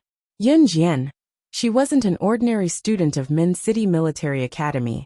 She was, yes, Lung Hanja didn't forget what happened in the Amazon forest. He was the only one who didn't forget what happened that day. He even knew Yun Jian's identity and Yingying's identity. After knowing Mu Ying's identity, Lung Hanja suddenly heaved a sigh of relief. He was afraid that Yingying didn't like him anymore. However, When he found out that the Muing he liked when he was young was actually a different person from the Muing he knew now. Lung Hanja didn't feel like he couldn't handle it. Instead, he heaved a huge sigh of relief. So his Yingying never hated him. She was just a different person. And his Yingying might not even be alive anymore. Senior, why are you crying? Lin Wan's clothes were grabbed by Lung Hanja. Just as she was about to ask Lung Hanja to let go of her clothes, she saw a tear at the corner of Lung Hanja's eyes. I'm fine. Haha, the wind is too strong now. The sand got into my eyes. Let's just leave it at that. You guys don't have to worry about it. Go do whatever you need to do. Yun Jian will be fine. Trust me. Lung Hanja let go of Lin Wan's clothes and walked to the side listlessly. Yun Jian ran towards the military helicopter at lightning speed. Yu Shaoluo and the other instructors chased after her with all their might. However, they realized that Yun Jian's steps weren't big, but her speed was much faster than all of them. Yu Shaoluo knew that Gejunjian was probably dead. He was indeed upset, but he couldn't just watch as Yun Jian ran towards the military helicopter. This military helicopter was indeed carrying Yu Shaoluo to rescue Gejunjian. However, if Yun Jian went with them, Yu Shaoluo felt that he would let Gejunjian down. Because if Yun Jian went with him, it would be extremely dangerous. Before Yun Jian came to Min City Military Academy, he had told Yu Shaoluo to keep an eye on Yun Jian and protect Yun Jian. If something really happened to Yun Jian, then Yu Shaoluo would break his promise. Yu S when heat, TSS when he's he, S and he's as Han, T's he's estes. Et, Yun Jian's yunt, S, Yun Jian, S Yun's yuns. However, the pilot's reaction was also quite fast. He immediately raised the helicopter that was parked on the field. At this moment, Yun Jian was only about 10 meters away from the helicopter.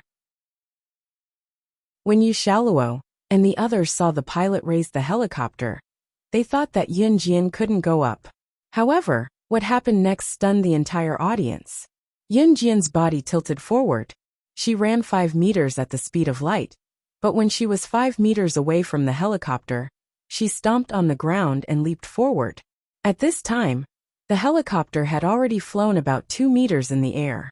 She rushed forward and actually grabbed the bottom handle of the helicopter before it was about to leave the ground. With a light swing, Yun Jian stepped on a board and nimbly flipped her body to the side of the helicopter. The pilot did not close the door and easily boarded the helicopter. When the helicopter took off, if there was any grass on the ground, it would be blown wildly. The force of the wind was very strong. Not to mention other factors, Yun Jian's move was very dangerous. The difficulty level was also abnormally high. Chapter 1429. Even though the instructors were stunned, they did not forget to continue running in that direction. However, the astonishment on their faces could not be erased. She actually got on the helicopter. One of the instructors shouted in shock as he ran. At the same time, he had a stunned expression on his face. One had to know that the instructors present were all very powerful, but none of them could do that. Rushing up the helicopter when it was taking off, that was playing with one's life. Usually, when a helicopter was flying high in the sky, ropes would be thrown down for people to grab onto. Many Special Forces soldiers knew how to do that. Although it was not easy, any Special Forces soldier with a strong enough physique could do it. However, when the helicopter took off, the force from below would cause a strong gust of wind on the ground.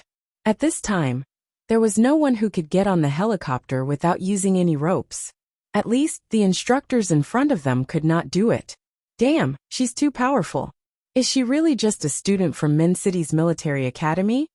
One of the instructors directly complained. Just as he complained, Yun Jian had already knocked out the pilot on the helicopter. Then, she steered the helicopter back and lowered the rope from the helicopter. Muing, get up. After she lowered the rope, she returned to the pilot's seat and accurately steered the helicopter to Mu Ying's side. Muing ran forward 2 steps and then jumped violently. Yu Shaoluo and the other instructors also saw the rope that was lowered. They wanted to rush up and grab the rope, but they did not expect that when Yun Jian lowered the rope, It was right in front of Muing. Muing reached out and grabbed the rope. Then, she climbed the rope and got on the helicopter in a few breaths. Then she put the rope away. Instructor Yu, I'm sorry, but he's my father. It's my mother's birthday tomorrow. Before tomorrow, I'll definitely bring my father back. With that, Yun Jian piloted the helicopter and left the place skillfully. Damn. Who can tell me why this girl knows how to fly a helicopter? A plump instructor put his hands on his waist and gasped in surprise as he wailed. Just now, they had used all their strength and still couldn't catch up with Yun Jian. This made him feel incredulous. Yun Jian was just a little girl who had just entered the school. Going further, she was Team Monarch's slashing god, yet she possessed such astounding strength. Now King know why you guys snatched her into your team before she even entered the school. How is this girl a good seedling? She was simply a genius. We might not even meet one in a few hundred years. One of the instructors slapped his knee in an exaggerated manner as he yelled loudly. Yu Shaoluo scratched his head. He took out his phone and called his superior to request for another helicopter to catch up with Yun Jian. Since Yun Jian had already gone this far, he really couldn't stop her. Moreover, with Yun Jian's skills, he might as well go all out. At Country X, there were more than 10 countries in Europe and America, and Country X was one of them. The boss of Europe and America's underground black market, Glenn, liked to stay in Country X the most, so Yun Jian directly flew the helicopter to Country X. At this time, the helicopter's fuel was almost used up. Yu Shaoluo, 2 other Special Forces soldiers, and a pilot's helicopter followed Yun Jian's helicopter closely. The more they flew, the more the pilot exclaimed, "Damn! Who is this little girl? This helicopter is so stable. She avoided the airflow all the way here. There's no turbulence at all. She flew the helicopter directly to Country X? Did she know that the boss of Europe and America's underground black market, Glenn, is in Country X? F***CK, this girl is too fierce." Chapter 1430. On the other side, Yun Jian was sitting in the pilot's seat. The man who was supposed to be the pilot of the plane was tied up. Yun Jian didn't do anything to him. She just wanted him to behave a little. "Damn little girl, you're so powerful. When you come back, you must teach me how to avoid the airflow. I've been flying a helicopter for 3 years, and this helicopter can't avoid the airflow in my hands. It's bumping and bumping." The pilot didn't realize that he was tied up by Yun Jian. Instead, he was eager to learn and asked Yun Jian to teach him the technology. Yun Jian curled her lips, thinking that this pilot was quite interesting. Yun Jian landed the helicopter in a deserted place, and then let Muing untie the rope that tied the pilot. "The helicopter is out of fuel. You can contact someone to take you back." Yun Jian glanced at the pilot, then gathered the things on her body and walked to a quiet place. She had all kinds of knives on her, although she didn't have guns. But guns, she could snatch them herself. Seeing this, Muing followed Yun Jian's footsteps and walked over there. Just as the two of them walked over there, they were stopped by Yu Shaoluo, who rushed over. "Yun Jian, listen to me. Glenn is definitely not the opponent you met before. He has a stronger background. Over the years, we and the Interpol have sent dozens of agents or special forces to his lair. But the result was no exception. In the end, there was no news. We still can't contact them. I'm more anxious than you about your father's accident, but it's useless to be anxious. How about this? I agree to let you stay, but we have to think about it in the long run. There will definitely be a rescue plan, but we have to take it slow. Just as Yu Shaoluo said this, he was interrupted by Yun Jian. "How many people do you have? Where are you stationed? Take me there." She even knew this. Yu Shaoluo was shocked. After all, the boss of the underground black market in Europe and the United States had to be eliminated. Only then could the people be at peace.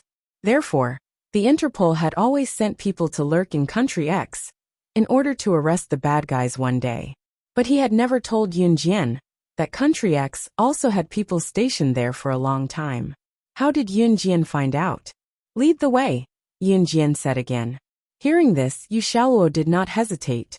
He, together with 2 Special Forces soldiers, brought Yunjian and Muing to a bustling street in Country X. The architecture of Country X was completely different from that of Country Z.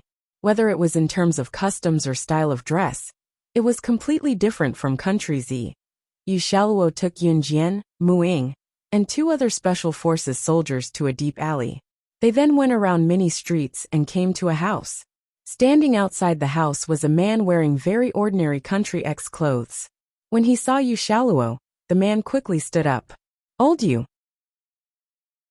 Yu Shaluo made a gesture, and then led Yunjian and the others into the house. As soon as they walked into the house, Yunjian saw many women and men dressed as locals. "Let me introduce you. These are all members of the Interpol Brigade from all over the country." Yu Shaluo introduced the group of people dressed as locals to Yunjian. "Old Yu, how can you introduce them so casually?" "If this..." One of them heard Yu Shaluo's words and immediately spoke with dissatisfaction. But just as this person opened his mouth, he was stopped by Yu Shaluo. "They are all on the same side. These 2 are students from Min City's military academy." "What? You actually brought students from Min City's military academy here? Are you crazy? What is this place? Don't you know?" A foreign woman heard Yu Shaluo's words and immediately shouted. This foreign woman was also from the Interpol Brigade and could speak Chinese. However, the clothes she was wearing now were no different from the women of Country X. It was obvious that she was disguised as someone from Country X. "That's right. Old Yu, you were too careless this time." After the foreign woman finished speaking, someone immediately agreed. "I didn't bring them here. The 2 of them stole our helicopter and drove it here." However, Yu Shaluo's next sentence made this group of people who accused him of wrongdoing shut their mouths. "What? They drove a helicopter here? Are you kidding me?" Hearing Yu Shaluo's words, a woman in the corner jumped up in shock. Chapter 1431. They flew a helicopter here? Oh my god. Old Yu, don't tell me that these 2 girls know how to fly a helicopter. After the man who brought Yunjian and the others into the house took off his Country X costume, he walked to Yunjian and Muing and circled around them a few times, then let out a cry of surprise. "I don't know how to fly a helicopter. The one who knows how to fly a helicopter is Yunjian." Muing opened her mouth and said, Muing didn't know how to fly a helicopter. In her previous life, she was only 9 years old when she died, so she had never touched a helicopter at all. After Mu Ying's death, 70% of Yunjian's batch of children were eliminated, and the remaining children began to learn all kinds of heavy weapons, including helicopters, fighter jets, and so on. In the organization, not all children were allowed to learn powerful weapons from the beginning. Only after eliminating most of the weak would the strong be selected from a small group of strong people. This small group of strong people was the focus of the organization's training. They had to learn all kinds of weapons from aircraft, tanks and cannons, to knives, guns and flying arrows. As an agent, no matter where they were, they had to immediately integrate into the environment. This was something that had to be done, regardless of whether it was an agent of an underground organization or an agent of a loyal country. And in the organization, there was a written rule that those who couldn't finish learning all the heavy weapons arranged by the organization within the specified time would die. So in the end, out of the hundreds of children, only 3 survived. Speaking of which, back to reality, Mu Ying's words just now successfully turned everyone's eyes to Yunjian. Just now, when he led Yunjian and the others into the house, the man couldn't help but swallow a breath. He saw Yunjian standing there with one hand in her trouser pocket, standing very lazily, as if the person that everyone was talking about just now wasn't her. Cough cough. Let's not dwell on this question first. Yu Shaluo immediately eased the atmosphere. Then he quickly said, "What we need to discuss now is how to sneak into Glen's territory and rescue old Gu. We've sent so many agents to infiltrate Glen's territory, but what did they send back? No one could escape from Glen's territory. Without exception, they were all discovered and killed. We haven't even been able to contact them yet. Old Yu, you should know the dangers of that place better than any of us." The one who spoke was the man who had just led Yunjian and the others in. This man was a member of the Interpol. His name was Zhengliang. He was quite righteous and good at collecting information. When Zhengliang said this, there was a trace of despair in his voice. Obviously, he wanted to save Gu Junjian very much. However, based on the current situation, saving him was harder than ascending to the heavens. When Zhengliang said this, Yu Shaluo fell silent. Yu Shaluo naturally understood what Zhengliang meant. Based on the current situation, there was basically no hope of rescuing Gu Junjian. When Yunjian heard this, she frowned slightly and turned to walk towards the door. "Hey, Yunjian, where are you going?" Seeing that Yunjian was about to leave, Yu Shaluo hurriedly ran over to stop her and asked, "If you're not going, I'll go." Yunjian said indifferently, "Your sister, are you crazy? That's an underground organization. A black market. Do you think you have 3 heads and 6 arms? Do you have the ability to go in? We're already in a mess, don't add to it." The woman who spoke was the one who was standing in the corner just now. However, just as the woman finished speaking, Yunjian suddenly swung her hand, and 5 blades flew neatly from Yunjian's side to the woman's side. At the same time, Yunjian was so fast that Yu Shaluo couldn't react at all. She dashed from the door to the woman standing in the corner. 5 blades flew past the woman's head, left shoulder, left waist, right shoulder, and right waist at the same time without hurting her at all. The woman was so frightened by the sudden blades that her face instantly turned pale. However, before she could come back to her senses, she saw a shiny butterfly knife on her neck. The fragrance of a young girl wafted over. The first thing she saw was Yunjian standing at the door far away from her. She arrived in front of her in a short 3 seconds. Chapter 1432. You don't have the right. These 4 words were like an invisible slap that almost made the woman vomit blood. However, the woman had to admit that she did not react to Yunjian's attack at all. This also meant that the student from Min City's military academy in front of her was more powerful than her. She did not even have the chance to react when she attacked. "Blackie, don't underestimate her. You don't know, at that time, in order to stop her from getting on the helicopter, I let the helicopter pilot fly the helicopter into the sky first. In the end, she rushed over and snatched the helicopter when it was already in the air. She was able to accomplish such a dangerous task so easily. I think we can give it a try with her around to save old Gu today. Anyway, I'm going all out. At most, I'll lose my life. I can't interfere with whether you guys are willing to come together or not. After all, your lives are your own. But as brothers, as my brothers and comrades, don't stop us today. I want to go with them." Yu Shaluo had been frowning and thinking about this matter just now. In the end, he did not care anymore. He decided to go all out. Gu Junjian was like his elder brother. He had helped him a lot. Later, they became comrades and were very close. Now Gu Junjian was in trouble. His elder brother was in trouble.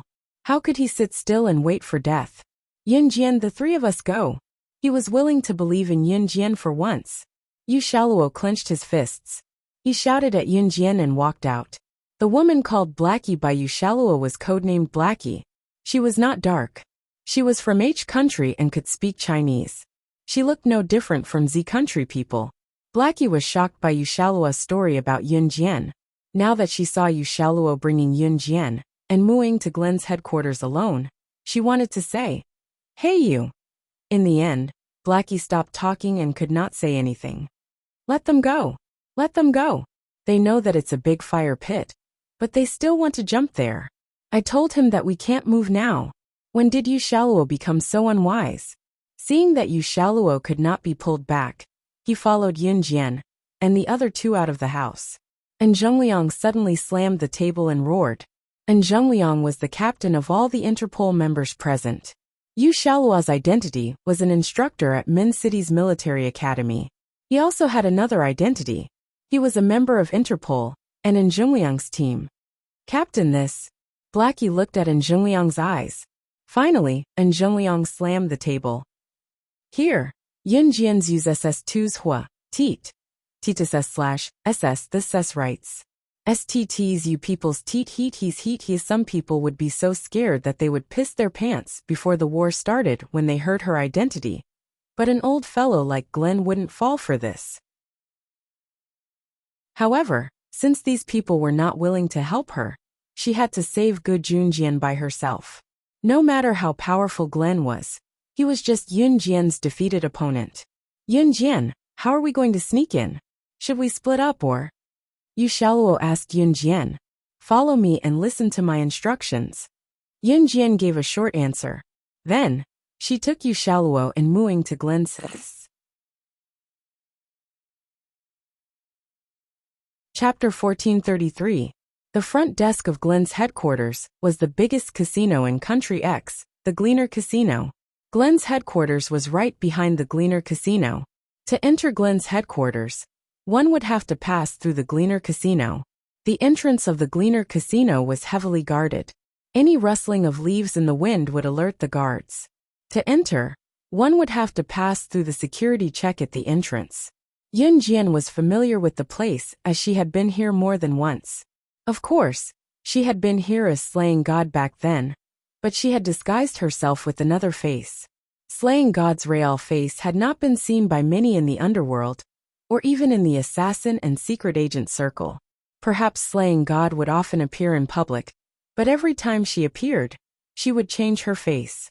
The shape of her face was different every time, and even her height and weight were sometimes ambiguous.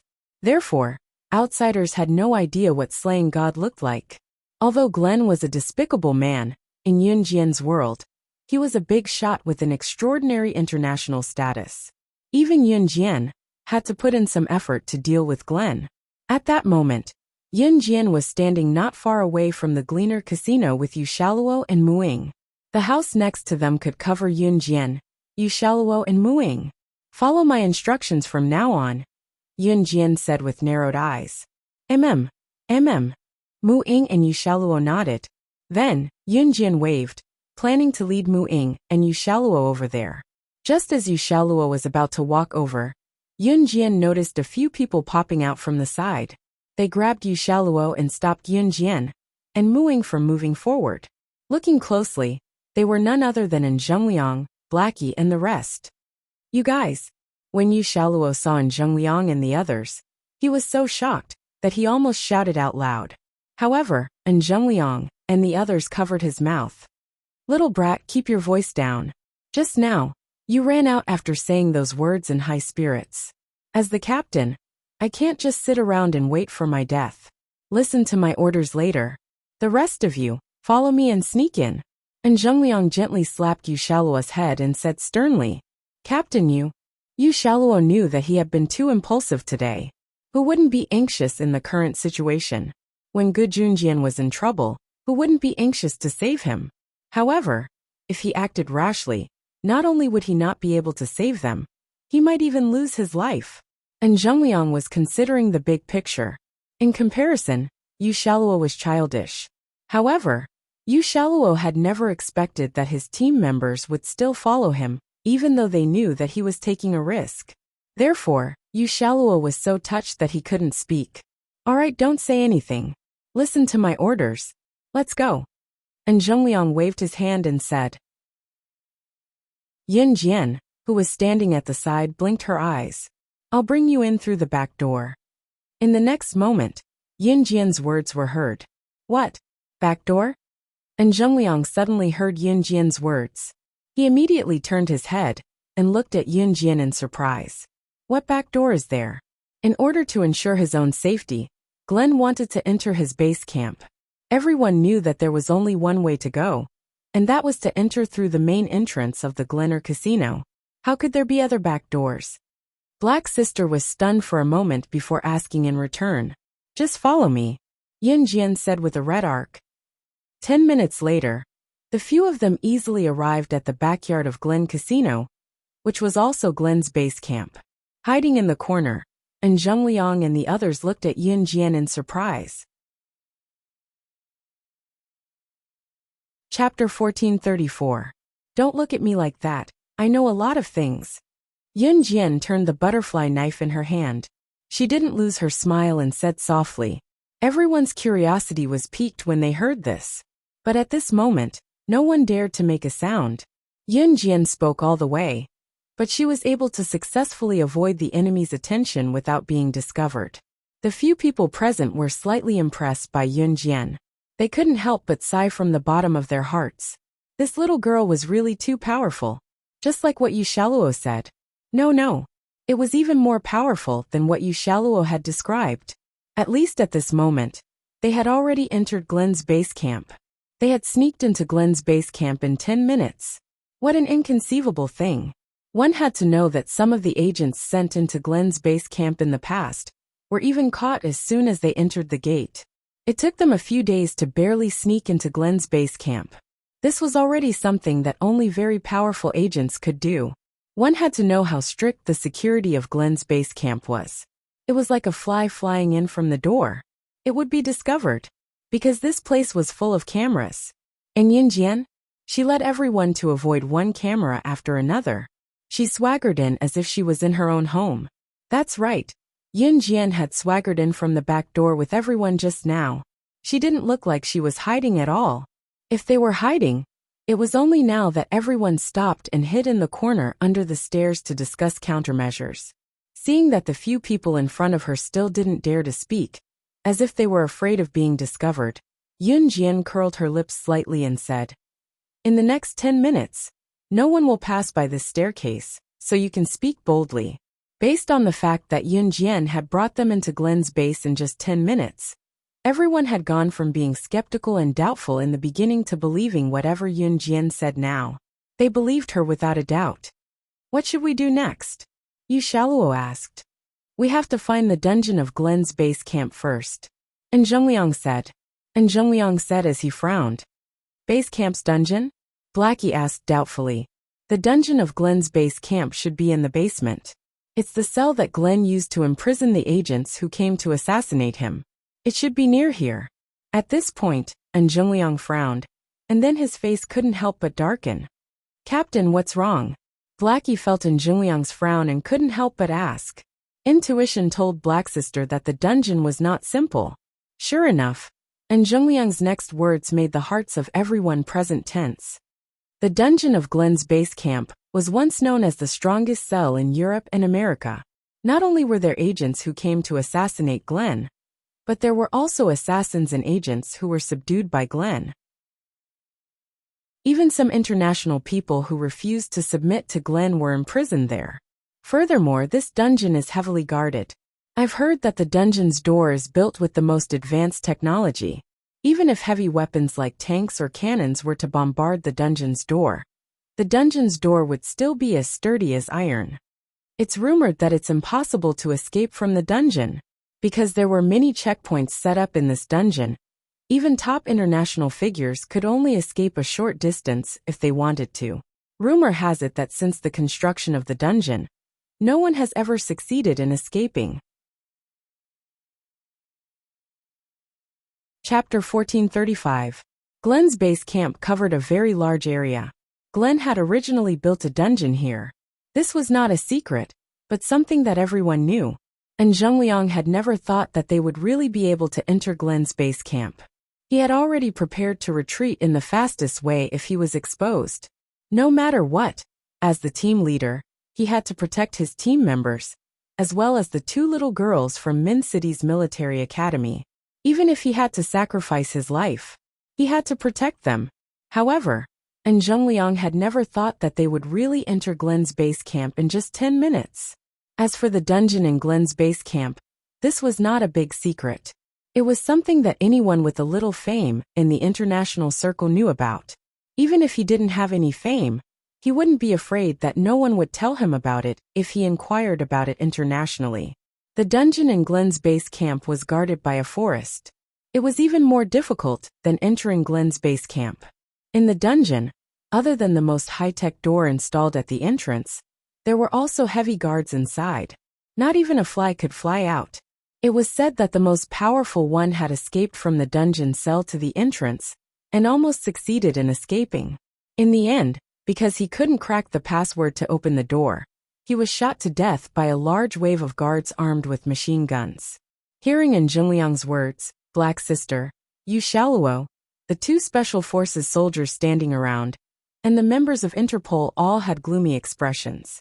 Captain, according to what you said, no one who entered that place has ever successfully escaped from prison.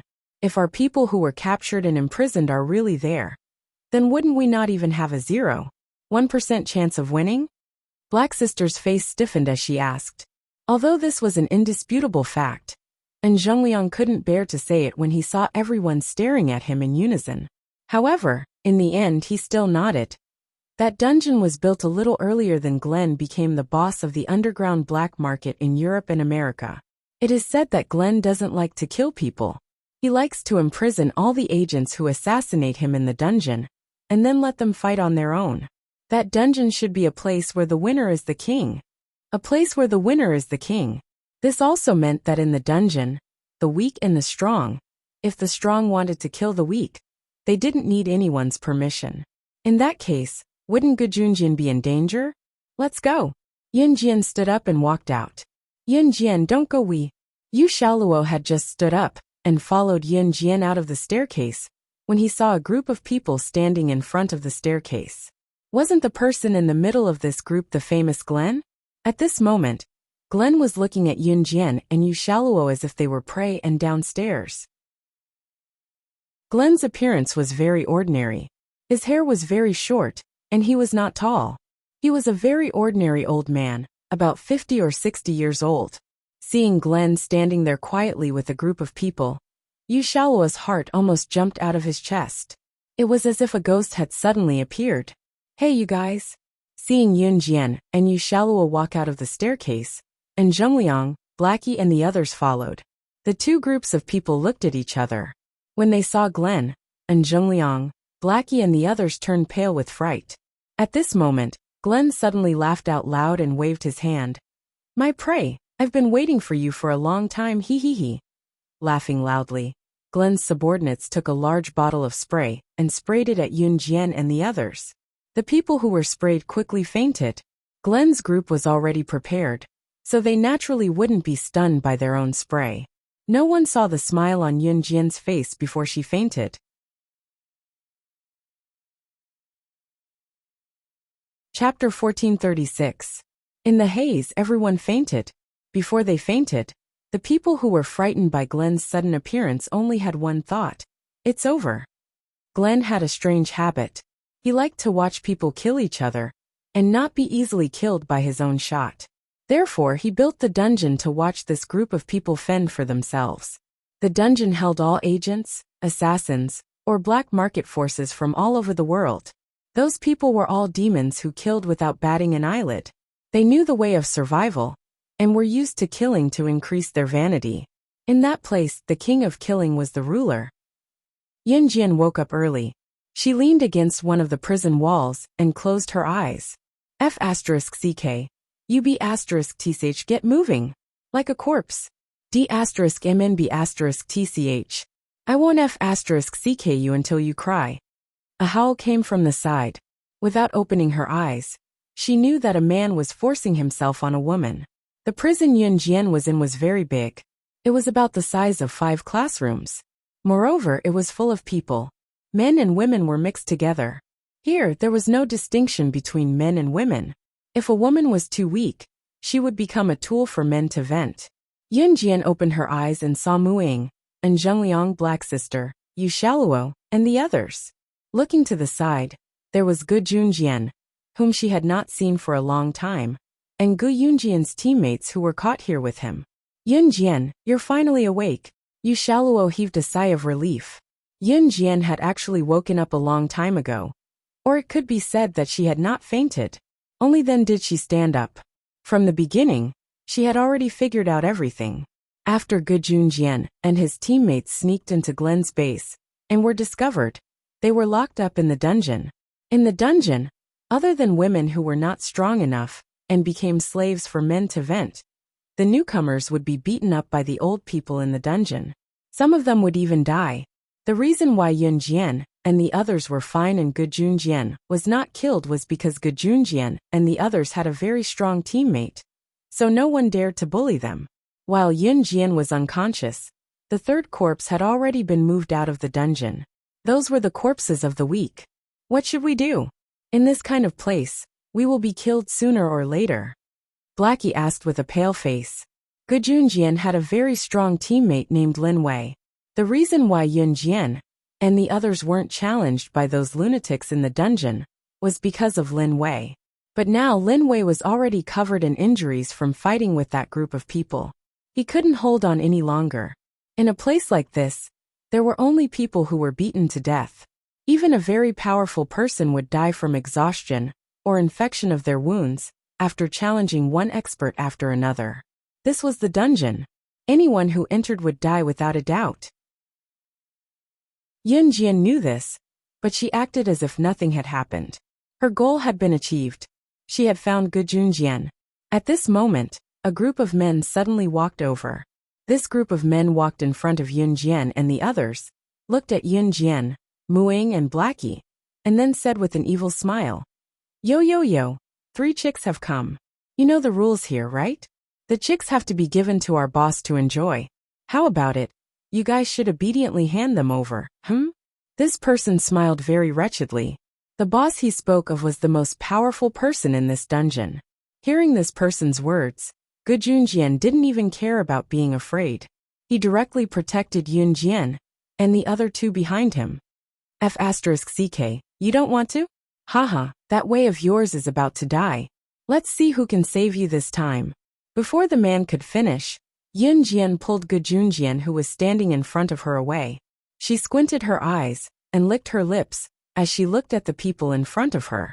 Her melodious voice stood out as she spoke in an insolent tone that shocked everyone. Call your trashy boss over. Today, I'll show him what the real way to survive in the underground world is. I will show him who is the real powerhouse. No one knew the world of the underground black market better than her. Chapter 1437. Yun Jian's words stunned the men standing in front of her. It was obvious that Yun Jian, who was only 16 or 17 years old, was able to say something like that despite her youthful looks. Not only were the men standing opposite of Yun Jian shocked, but Yu Shaluo, and Zhengliang, He Mei, and the rest were equally shocked.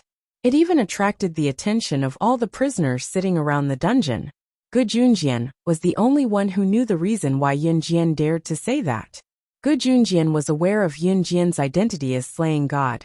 However, when he saw the men having designs on Yun Jian and the other 2 girls, Gu Junjian had forgotten about Yun Jian's identity. He had stood up to protect her out of reflex.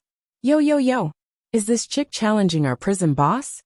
Right after Yun Jian finished speaking, an indecent male voice was heard. It was the man who was watching the show. Hehe, this chick has a death wish. How dare she call the prison boss trash? She doesn't know our prison boss's identity. Before he was sent to the dungeon.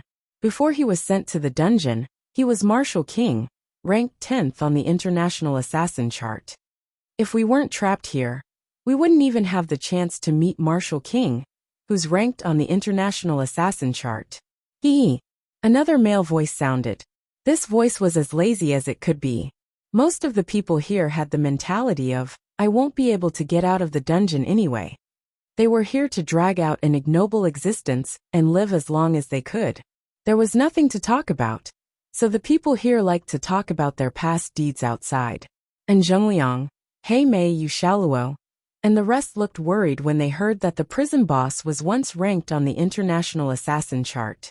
Even Lin Wei, who had accepted all sorts of challenges from the people in the prison over the past few days, and was the strongest among them, could not stand up anymore. His eyelids twitched, and his eyes were filled with despair. The title of prison boss was not for nothing. The number of people Martial King had killed in the prison all these years was immeasurable. No one in the prison disagreed with his identity as the prison boss, because the Martial King's fist was hard enough. King Wu? Yun Jian narrowed her eyes slightly when she heard this name. The Martial King, who ranked 10th on the International Assassin rankings, had lived for even longer than Yun Jian's debut, but Yun Jian had indeed heard of the Martial King's name. Unfortunately, many years ago, the Martial King disappeared into thin air, as if he had evaporated into thin air. There was an unwritten rule in the international ranking of assassins and secret agents. Assassins or secret agents who disappeared for half a year were automatically considered dead. Naturally, someone else would take their place. It turned out that the martial king was not dead, but imprisoned in the dungeon. No wonder King Wu went missing. Yun Jian's eyes flickered. The men who had been calling the martial king boss earlier thought that Yun Jian was afraid. They looked at Yun Jian and spoke again, their voices filled with arrogance and pride. That's right. The martial king who was ranked 10th on the assassin rankings was our boss. Little sister, are you scared now? If you're scared, then come over obediently or else. Just as these men spoke up to this point, a figure suddenly flitted past in front of them. Yun Jian sent them flying with a few kicks, then grabbed the collar of the man who had been speaking rudely just now and dragged him away. Good Yun Jian, you shallow. And the others were stunned when they saw this, but they quickly followed. In a corner, a man had just gotten up from an unconscious woman. He pulled his belt and was just about to leave when a heavy figure was thrown in front of him. This man was the martial king, and the figure thrown on the ground was the man who had spoken rudely to Yun Jian just now. The martial king abruptly raised his head. When he saw Yun Jian, his brows furrowed slightly. Who are you? The martial king's vigilance was still very high. He looked at Yun Jian and immediately asked. Although this little girl was young, from her appearance, she was not an ordinary person.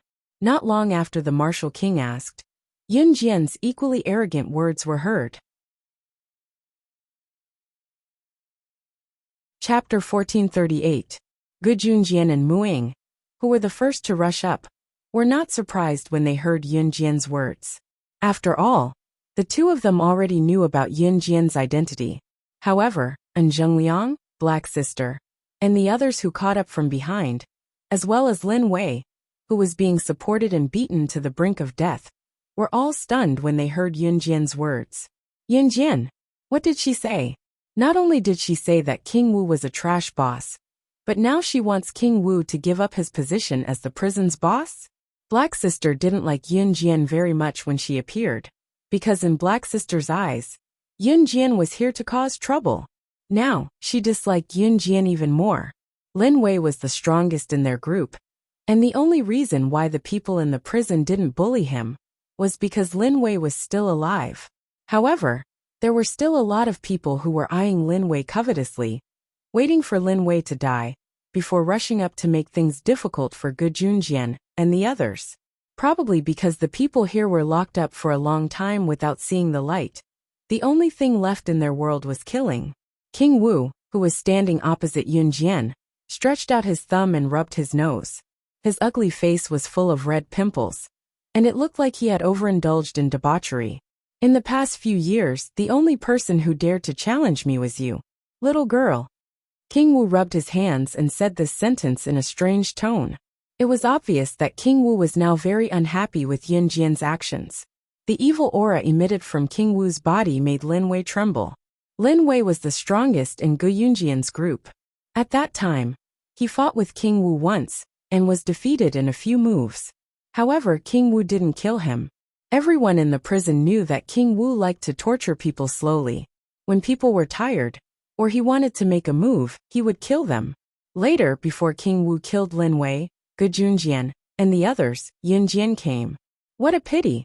It seems that today, not only will I be the only person who challenged you in all these years, but I will also be the executioner who ends your life. Yun Jian narrowed her eyes. She wasn't scared by King Wu's aura in front of everyone.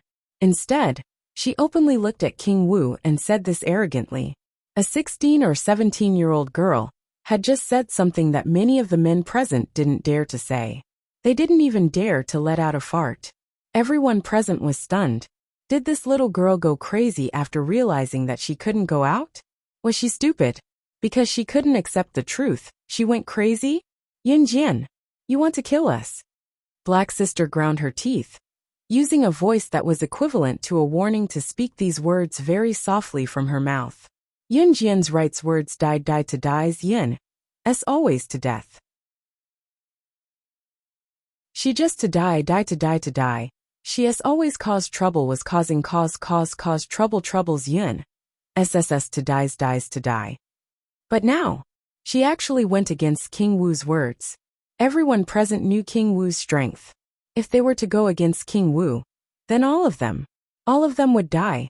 Yun Jian naturally heard Yun Jian's words, but she ignored them. She glanced to the side. In the next breath, Yun Jian suddenly lifted her leg and ran towards King Wu. She made the first move. King Wu saw this and couldn't help but narrow his eyes. Yun Jian's running speed was extremely slow and full of loopholes. King Wu didn't raise his guard at all. Just as he was about to raise his hand, Yun Jian was already in front of King Wu. She suddenly became fierce, and a butterfly knife appeared in her hand. In front of everyone, she directly plunged it into King Wu's neck. King Wu died on the spot. In a battle between experts, victory or defeat was decided in one move. Yun Jian's eyes widened when she saw this scene. After King Wu fell to the ground and died before he could even utter his last words, Yun Jian scanned the crowd and said with a red smile, "You're right. From now on, I'm your new prison boss." With that, Yun Jian bent down and pulled out the butterfly knife from King Wu's neck. Chapter 1439. Yun Jian's attack was so fast that no one had a chance to react. King Wu was a very powerful person, so powerful that even Yun Jian had to maintain full vigilance. However, in the eyes of outsiders, the battle between Yun Jian and King Wu was only a matter of 10 seconds. In these short 10 seconds, he had already come up with dozens of battle plans in his mind in a battle between two experts. In a battle between experts, every move was fatal. Yun Jian had shown her flaws to King Wu. King Wu clearly thought that she had some ability, but she was still too young. So King Wu did not raise his guard from the beginning. King Wu was an assassin, so his vigilance should not have been so weak. However, Yun Jian had guessed it in advance, especially the words that the martial king himself had said. King Wu said that in the past few years, she was the only person who dared to challenge him. This meant that King Wu had been in the position of prison boss for a long time, and had not met an opponent for a few years. Perhaps King Wu used to be very powerful, so powerful that it was amazing. Yun Jian had never met King Wu, but she had heard of his name, King Wu, who was ranked 10th on the international assassin rankings. His strength was comparable to the 4th on the international assassin rankings. His ranking was just a little lower. In the past, King Wu was very strong, but after staying in prison for so many years, the current King Wu did not work hard in such a cruel world, and had gradually lost his edge. Coupled with King Wu's own words, he had not met an opponent who could fight him for so many years. A kind of numbness appeared in his heart, and he felt that no one was as good as him. This was the key to Yun Jian's victory over King Wu in one move. She could read people's minds. Therefore, in terms of opponents, if their opponents were too weak, they would gradually relax and feel that they were already strong enough. They would no longer work hard or fight for anything. However, they did not know that they were just frogs at the bottom of a well. They were stuck in the same place, while others were working hard to the peak. For example, in school sports and running competitions, if the opponents in the same group were too weak, then the results of the entire group would not be too high. Perhaps they were already complacent, but compared to the people in the other groups, they were lagging by a lot. Yun Jian understood this a long time ago, so she never wanted her opponents to be too weak. She even wanted to go to more dangerous places to challenge herself. Because only by tempering oneself, and walking on the edge of life and death, could one become the ultimate king. In the eyes of outsiders, Yun Jian's action of killing King Wu looked like she had easily killed King Wu with a single move. Therefore, the surrounding people were dumbfounded, especially the black-haired girl, who had just said that Yun Jian wanted to kill them. Now the black-haired girl's face was terrifyingly dark. Inside the prison, the people who were originally sitting lazily and watching the show all stood up at this moment. The martial king had dominated the prison for a long time. It could be said that he had never met a worthy opponent in all these years. Therefore, the people in the prison were already numb, thinking that no one would be able to kill the martial king in this lifetime. But no one expected that the person who killed the martial king would come. Furthermore, she was an underage girl. For a moment, everyone was dumbfounded. Yun Jian, Yu Shaoluo gulped. He took a long time to call out Yun Jian's name. In the end, he could not say anything. Although Gu Junjian already knew Yun Jian's identity, the moment Yun Jian rushed up, he still broke out in a cold sweat for Yun Jian. Now that he saw that Yun Jian was safe, Gu Junjian felt a sense of relief. At this moment, Yun Jian walked up to Gu Junjian and the others. She wiped the blood off the butterfly knife, then put it away. She stood in front of Gu Junjian and the others and said generously, "All right, I can go now." "Go. Go where?" Yu Shaluo did not understand, but he was the first to react. At this moment, Yun Jian had already walked to the door of the prison cell. Yun Jian, are you thinking of breaking out of the prison?" Yu Shaluo said in horror. At this moment, the people around the prison turned their gazes over. Chapter 1440. A small and broken prison? This is a small and broken prison. The people present were shocked by Yun Jian's words. A small and broken prison? Little girl, we admit your strength, but you actually said that this is a small and broken prison? The prison in our dungeon is as strong as iron. Not to mention the entrance of the dungeon, even the prison's cage has a password lock installed. It's a system device. If you want to open the door, you have to use Glenn's fingerprints to open the cage. In addition to the prison's cage, you have to go all the way to the dungeon's entrance. The dungeon's entrance also requires Glenn's fingerprints to unlock the password lock.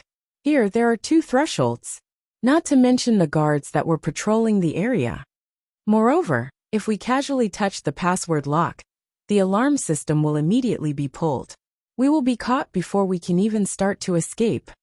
I've been here for more than 10 years, and have long given up hope of leaving. You may not know, but the prison boss who was earlier than the Martial King was a terrifying guy who was 10 times more powerful than the Martial King. Back then, the Martial King was only enough to be the underling of that prison boss. In the end, that terrifying guy escaped and broke through the password lock of the prison's cage. He broke through all the obstacles, and had already reached the entrance of the dungeon. However, because he couldn't unlock the password lock at the entrance of the dungeon, he was directly shot to death by the guards who chased after him with a machine gun. That's why the Martial King was able to become our prison boss. Little girl, I think you're quite young, so don't do stupid things. Hey, back then, I was also a warrior who served the country and the people. In the end, I was still locked up here, and one of my hands was crippled. However, I'm already very satisfied to be able to save this rotten life of mine. Just as Yun Jian was about to take action, a man in his 50s with long hair, who probably hadn't cut it for many years, sitting in the corner, raised his head to look at Yun Jian and kindly reminded her. If it were anyone else, they wouldn't have said so many words of advice to Yun Jian.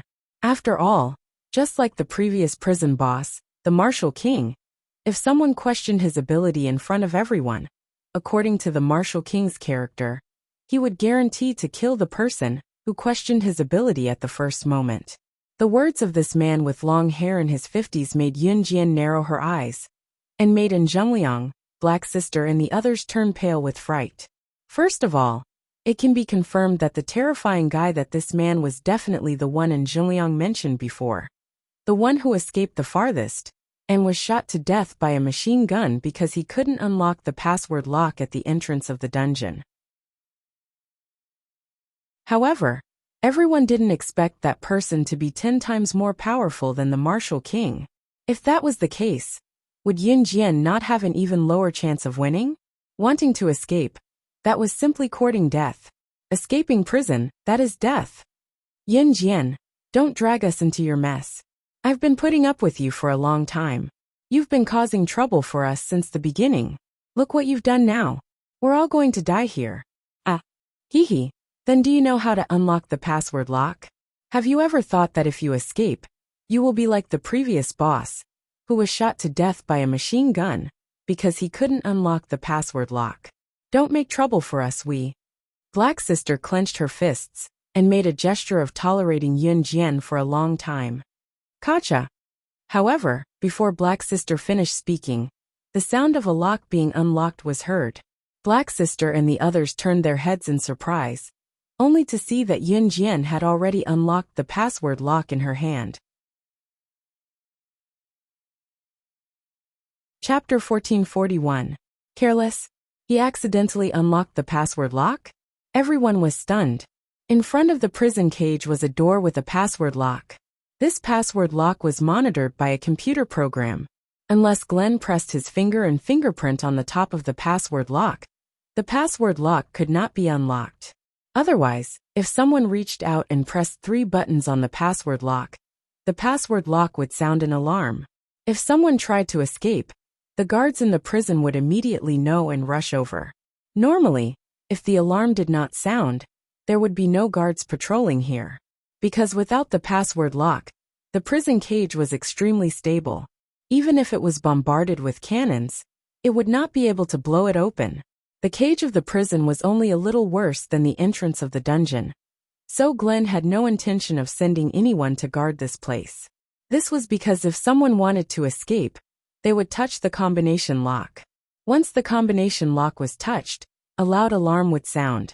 In this way, the guards would immediately know and rush over. If they did not touch the password lock, the people here would not be able to break the cage at all, nor would they be able to get out. The terrifying fellow who had escaped to the entrance of the dungeon was already the most powerful one among all the prisoners in the dungeon who had escaped. Even he had to spend a few months before he was able to crack the combination lock. Most people had not even stepped out of the prison cage before they were discovered, because they had touched the password lock and sounded the alarm.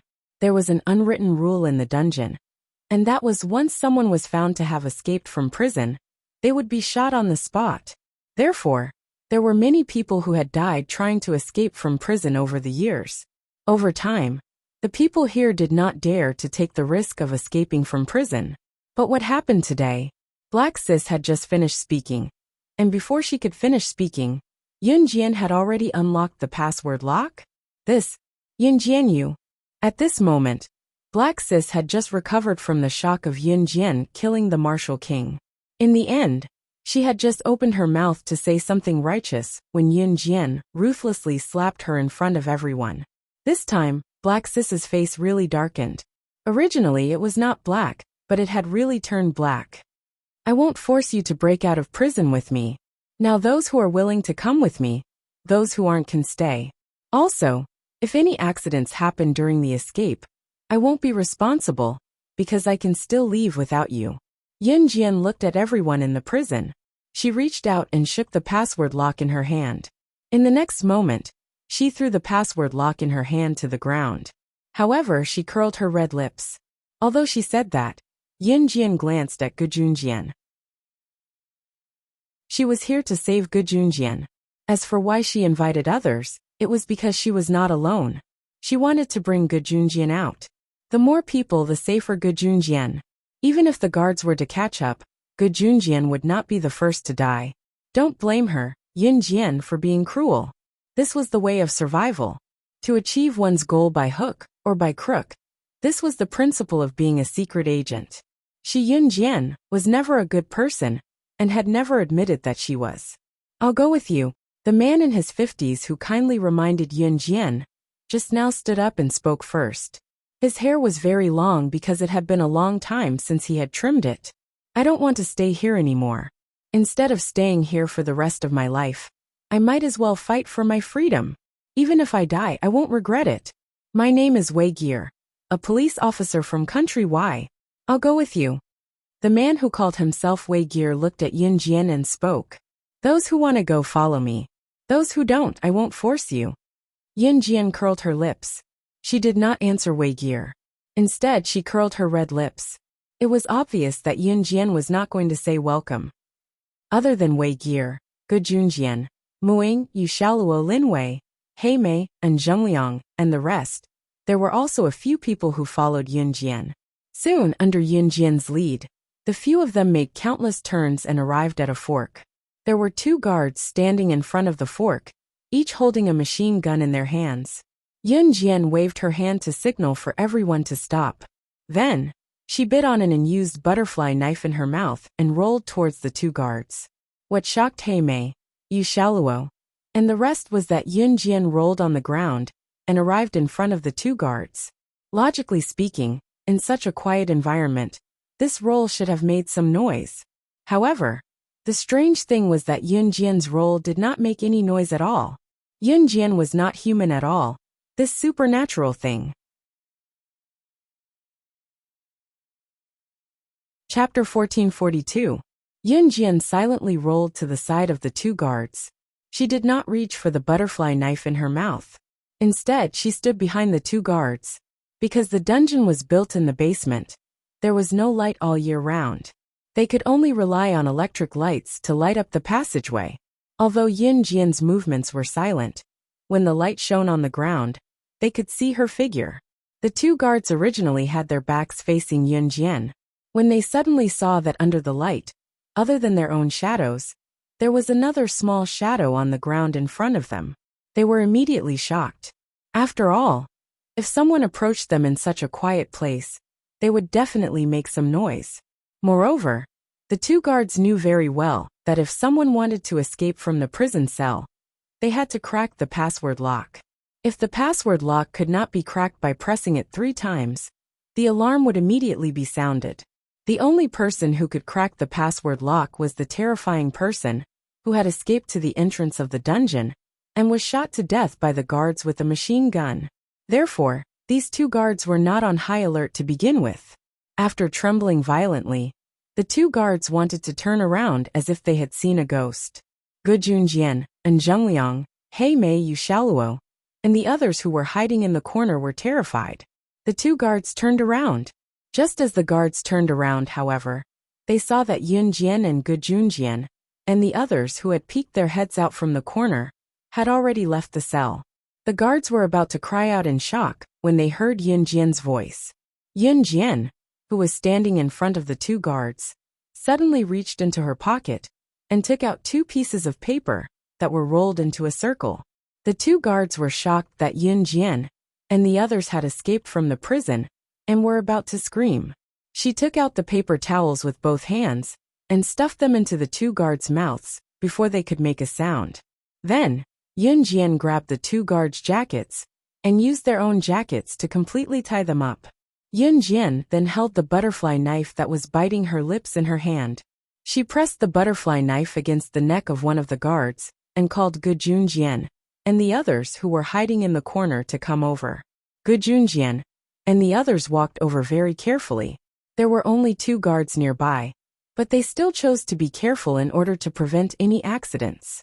Yun Jian, why don't you just kill them? Why are you wasting time here?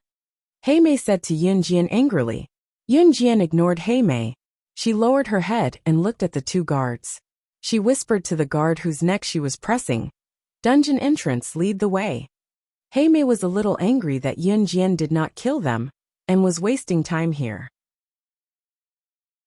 But after hearing Yun Jian's words, He Mei suddenly came to her senses. The dungeon was very large. He Mei immediately felt that what she said just now made her seem stupid. Yun Jian's eyes stared straight at the guard whose neck she was pressing against. The guard shook his head desperately and tried to break free. He even tried to knock on the ground with his feet to ask for help. It was a pity that Yun Jian stabbed the guard's temple, just as he was about to flee. With a muffled groan, the guard died instantly. Seeing the blood splatter, He Mei was still shocked. Even Lin Wei, who was stronger, couldn't help but twitch his mouth. He even complained in a low voice, "This little girl is quite fierce." Before he finished, Yun Jian had already pulled out the butterfly knife and planned to stab the other guard's temple. When the other guard saw this, he shook his head and began to mumble. Seeing that the plan was successful, Yun Jian's red arc curved and she said, "Lead the way." The guard immediately nodded. Yun Jian stood up and waved her hand to let Gu Junjian and the others hold the guard hostage. Generally, the guards in the dungeon were strictly trained, and they would definitely not betray Glenn after being caught by the enemy for a while. It would take months of torture to force the hostages to submit. But Yun Jian only used a few seconds to make the guards submit obediently, and Zhengliang, He Mei, Lin Wei, Wei Gear, and the others were stunned.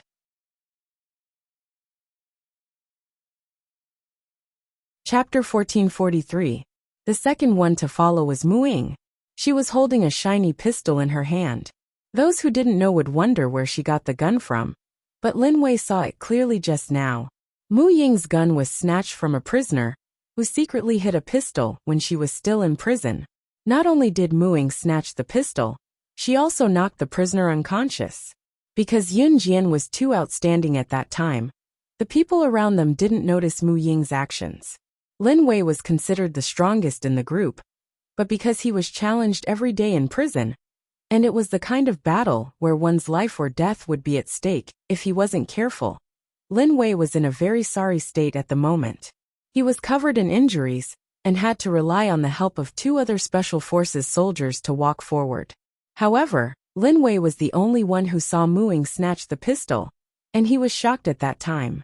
He was only able to save his life in prison. However, Yun Jian and Mu Ying, these 2 female students from Min City's military school, one killed the prison boss directly, and the other snatched a pistol in prison. If it were him, Lin Wei wouldn't even dare to do that. It was already good enough that he could save his own life in prison, not to mention anything else. Therefore Yun Jian and Mu Ying's actions frightened Lin Wei. His soul returned to reality. Yun Jian walked in front, and Mu Ying was the second to follow. Seeing this, Gujun Jian and Zheng Liang, who grabbed the guard, carried him and quickly followed Yun Jian. Hei Mei, Lin Wei, Wei Gear, and the others were at the bottom. Under the guard's hand gestures, the group of people moved toward the dungeon gate. They went through countless turns along the way. Perhaps the guard was afraid of death, so he led the way, and they didn't meet anyone else. We're here. That's the dungeon gate. Wei Gear, who was walking at the back, saw the dungeon gate. He said in a muffled voice, but he was so excited that he wanted to scream.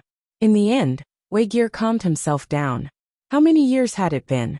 Weigel was a glorious criminal police officer. When he failed to assassinate Glenn and was locked up in the dungeon, he even felt that it was better to die than to lose his freedom. When one of his hands was crippled in the dungeon, Weigel had already planned to die. No one had ever escaped from this dungeon. Even that terrifying character, who was 10 times more powerful than the Martial King, was unable to leave this place. Not to mention them.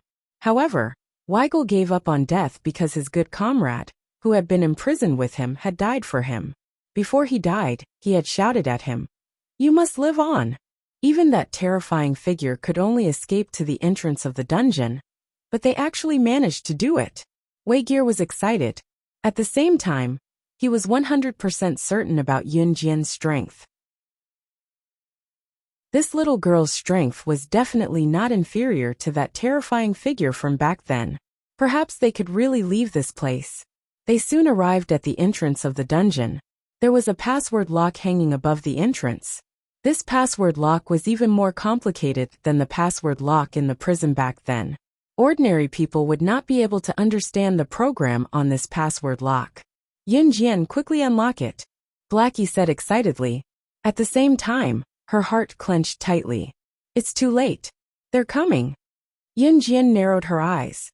She looked ahead the way they came. However, she saw that directly opposite the dungeon, a large group of fully armed guards rushed in front of Yun Jian and the others. Each of them carried a machine gun in their hands. Ah, how did they discover us? Blackie was so scared that her legs instantly trembled. The few people present immediately recalled that this was where that terrifying figure was shot to death by the guards' machine guns. After so many years, the scene from back then had reappeared once again.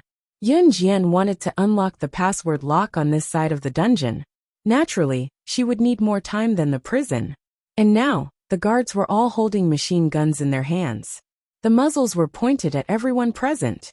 That's how that terrifying figure died back then. We've been discovered. It's over. It's really over. Wei Gear was paralyzed on the ground as he said these words. With me here, do they really think that these few machine guns can stop us from leaving this place? Yun Jian smirked and laughed coldly. Forget about machine guns. Someone once tried to bombard her with cannons, and she easily dodged it. She did not care about these few machine guns at all. Yun Jian's words were just normal words in her eyes. However, in the ears of Blackie, Wei Gear, Lin Wei and the others, These words had a very different meaning. Humans against machine guns could still survive. This was the first time they heard such a statement. Without a doubt, they were very suspicious of Yunjian's words. Even Gu Junjian looked worried. Chapter 1444. The group of guards did not say a word. They raised their machine guns and were about to fire. Yunjian did not say anything. However, she had already noticed that there was a surveillance camera right above the entrance of the dungeon. There were also surveillance cameras along the way. However, the path they took earlier was the only way. There was no other way.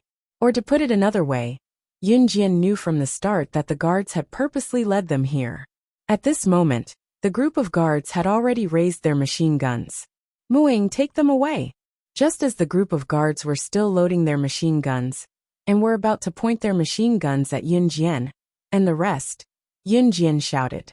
She grabbed the guard who was in front of Gu Junjian and the rest, and rushed towards the group of guards. This scene almost made Zhengliang, Wei Gear, and the rest go crazy. Lin Wei frowned and then shouted at the figure that Yunjian was rushing towards. Young lady, come back. You'll die. She was going to face the group of guards with machine guns alone. Did she want to die? Lin Wei was purely concerned about Yunjian. Hence, he reached out to grab the corner of Yunjian's clothes. However, he did not expect Yunjian's reaction to be so fast. She grabbed the guard who was holding her hostage. She could still run so fast while holding a person. In the blink of an eye, Yunjian was already about 5 to 6 meters away from the group of guards with machine guns. Seeing Yunjian rush over, the group of guards originally planned to deal with Gu Junjian and the rest who were around Yunjian first, before dealing with Yunjian. However, because of Yunjian's sudden rush, she was already in front of them. When the guards saw this, they immediately turned their machine guns that were aimed at Gu Junjian and the rest to Yunjian, who was rushing towards the group of guards. All the machine guns were aimed at Yunjian alone. She had lured the machine guns away for Gu Junjian and the rest, taking on the barrage of bullets alone. She was going to die for sure. Even Gu Junjian, who had always been confident in Yunjian and knew of her identity, shouted at Yunjian. Xiaojian, come back. It's dangerous. Gu Junjian shouted as he chased after Yunjian. Before Gu Junjian could go after her, however, Gu Junjian and Zhengliang, Blackie Mei, and the rest who were standing where they were saw a frightening scene. Yunjian did not even turn back as she rushed over. Some of the guards who were armed with machine guns had already loaded their guns and aimed them at Yunjian. Bang, bang, bang, bang, bang. Gunshots rang out one after another. Yunjian dragged the guard who led the way just now and placed him in front of her like a meat wall. The bullets from the machine guns hit the guard hard. The guard's eyes were still wide open before he died. As he could not make a sound, he grunted twice before he died in terror. Yunjian did not stop dragging the guard's corpse. The machine guns in the guard's hands could penetrate a person's body. After the gun hit the guard in Yunjian's hand, it paused for a second before it went through Yunjian, who was behind her. If it was anyone else in Yunjian's position, they would probably be dead now. However, for Yunjian, this pause was enough. The moment the machine guns in the guard's hands stopped firing, Yunjian threw away the guard's corpse in her hand. She jumped to the side. She had already arrived in front of one of the guards. In the next moment, Yunjian used her elbow to smash the neck of the nearest guard standing in front of her. With one smash, she broke the guard's neck. At the same time, she snatched the machine gun from the guard whose neck she broke first. She did not even think about it. She grabbed the machine gun and swept it at the guards around her. She fired as she ran. A large number of the guards immediately fell. However, those who were still alive would still attack Yunjian. Yunjian dodged the bullets as she fought back against the guards. That nimble figure seemed to be very familiar with this kind of battlefield filled with bullets. He was like a general who had survived a battle of life and death. And Zhengliang, Blackie and the others who were in the distance stared with wide eyes. They watched as Yunjian finished off the last guard. Then, she threw the machine gun in her hand to the ground and walked back to them. There was no trace of blood on her body. However, her entire body reeked of gunpowder. The moment she turned around and walked over, Her high ponytail swayed left and right.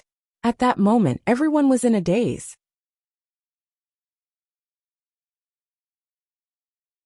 Chapter 1445. The battle only lasted for 3 minutes. Within those 3 minutes, Yun Jian executed hundreds of moves. Every move and movement was not allowed to deviate by even a millimeter. Everyone who stood rooted to the spot was stunned for 3 whole minutes. Even Mu Ying's eyes flashed with surprise. She was only about 9 years old when she died. She was dead, but Yun Jian was still alive, and Yun Jian continued to train her skills in the organization. After Mu Ying took on this body, she had been practicing martial arts with her parents since she was born into a military family. She was very hardworking and had the experience of being an assassin organization. Mu Ying's skills were not to be underestimated. Compared to Yun Jian, who grew up in the organization, however, the difference was like heaven and earth. Even Mu Ying could not help but marvel at Yun Jian's ability. If it had been her just now, she would have had no chance of winning. In spite of it, not only did Yun Jian succeed, she did not even have a scratch on her. It was like she was so familiar with the scene, just now, that she could do it with her eyes closed. You. How did you? Miss Blackie's eyes were about to fall out of their sockets when she saw Yun Jian coming back from the other side. After all, that terrifying fellow had died under the machine guns of the guards. That guy, who was 10 times more powerful than Marshal King, could not dodge the machine gun attack. He could not escape death. What about Yun Jian? She was from Min City's military school, a kid who had just entered high school, but she had dodged it. This scene caused everyone to be shocked, stunned, and terrified. When Miss Blackie stuttered to Yun Jian was already in front of them. There'll be a new wave of guards coming here in 10 minutes. I can't guarantee that they'll point their guns at me every time, so we have to leave now. Yun Jian explained quickly as she stood in front of the combination lock at the entrance of the dungeon, her fingers tapping on the lock swiftly. Xiao Jian, you were so impulsive just now. What if you missed? Dad knows you have extraordinary skills, but every time I see you taking risks like this, Dad gets worried. Gu Junjian was already used to playing the role of Yun Jian's father. He sighed from the bottom of his heart. He was really worried about Yun Jian. Hearing Gu Junjian's words, everyone immediately turned to look at Yun Jian. At this moment, everyone wanted to hear Yun Jian's answer. At this moment, he heard Yun Jian's voice. Her fingers were still rapidly working on the password lock. She opened her mouth and said, "I'll be fine. You don't have to worry." Such a dangerous move. Even I think it's dangerous. If you make even the slightest mistake, someone will die. Your mother and I are the same. We hope that you can only do other things when you can guarantee your own safety. Gu Junjian frowned and said to Yun Jian, "Okay." Yun Jian nodded. In the end, Yun Jian added, "I've never done anything that puts myself in danger. What I did just now isn't the first time. I'm used to these days where I'm on the brink of death. I can guarantee that I'll be fine, so you don't have to worry." As Yun Jian spoke, the password lock on the dungeon door fell with a click. The door opened. Everyone's eyes lit up in surprise. "Follow me, don't wander off," Yun Jian said calmly as usual. "Yun Jian, let me ask you. We were discovered when we first entered Glenn's base. Did you walk out because you knew that Glenn and his men were standing outside?" Yu Shaluo, who had been silent for a long time, asked Yun Jian. Everyone was surprised by Yu Shaluo's sudden question, and turned to look at Yun Jian. Yun Jian did not reply. Just when everyone thought that Yun Jian would not reply, Yun Jian suddenly spoke. "Yes, everything is going according to my plan. Moreover, Glenn and the others were able to discover our traces because of me. My goal was only to enter the dungeon." Everyone already had a faint premonition about the first sentence, but the second sentence caused everyone to turn pale with fright. The moment they entered Glenn's base, they were discovered by Glenn and the others. This matter was actually directed and acted by Yun Jian. Chapter 1446. Originally, he thought that he would be discovered as soon as he entered Glenn's base camp. Yun Jian's strength was only so. Even though Yun Jian knew the back door of Glenn's base camp, and brought everyone into Glenn's base camp in just 10 minutes, they were discovered not long after. This was also the reason why Black Sister didn't believe in Yun Jian again, and questioned Yun Jian's strength. However, Yu Shaoluo had just asked Yun Jian if she knew that they had been discovered by Glen early on.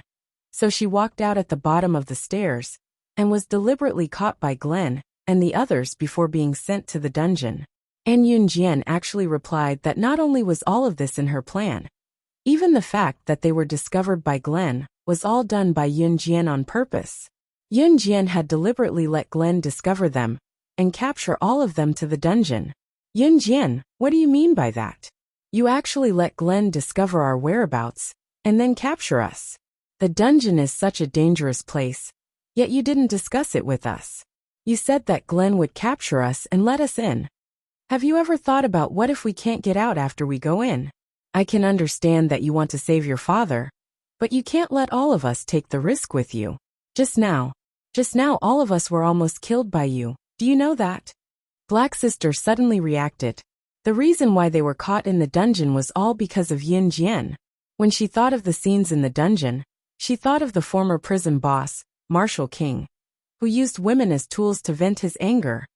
Black Sister had lingering fear in her heart as she immediately spoke to Yun Jian. In my world, there is no such word as if. If you say half a word of nonsense, I will kill you right now and let you completely shut your mouth. As Yun Jian spoke, she snatched the pistol from Mu Ying's hand and loaded it with one hand. She directly pressed it against the temple of Black Sister, who was standing beside her and talking nonstop. Yun Jian's eyes did not look at Hei Mei. She frowned slightly and looked straight ahead. The black-haired girl shuddered as the pistol was pressed against her temple. Yun Jian's index finger hooked the pistol. The gun was already loaded. If Yun Jian hooked it gently, her fate would be. In addition, Yun Jian had just snatched the machine gun from the enemy's hands with her bare hands and annihilated all the enemies. She had killed without blinking. Black Sister felt as if she was being stared at by the Grim Reaper. This feeling made her feel suffocated. Hey, Yun Jian, don't be violent. Let's talk nicely. And Zheng Liang hurried over to stop them. At the same time, he looked pleadingly at Gu Junjian, hoping that Gu Junjian would say a few words for him. Xiao Jian, put the gun down. Gu Junjian chimed in. Just as Gu Junjian spoke, Yun Jian lowered her hand that was pressed against the black-haired girl's temple. The black-haired girl breathed a sigh of relief. Just when everyone thought that Yun Jian had let go because of Gu Junjian's persuasion, Yun Jian's red arc curled as she chuckled eerily. It's here. Huh? What's here? Everyone was baffled when they heard Yun Jian. They had walked out of the dungeon's entrance and were standing right in front of it. Everyone there, other than Mu Ying, was bewildered when they heard Yun Jian's words. Yun Jian tossed the pistol she had snatched from Mu Ying back to Mu Ying before looking around a corner. In the next second, she curled her red arc and said, Glen, come out. Aren't you tired after watching for so long? Glen? Where was Glen? Everyone tensed up in shock when they heard Yun Jian. Right now, everyone couldn't help but shiver when they heard the word Glen. Yun Jian, can you stop scaring us? There's no Glen here. If he's really here, why hasn't he come out? Otherwise, we would have been discovered long ago. Black-haired girl thought that her judgment was correct this time.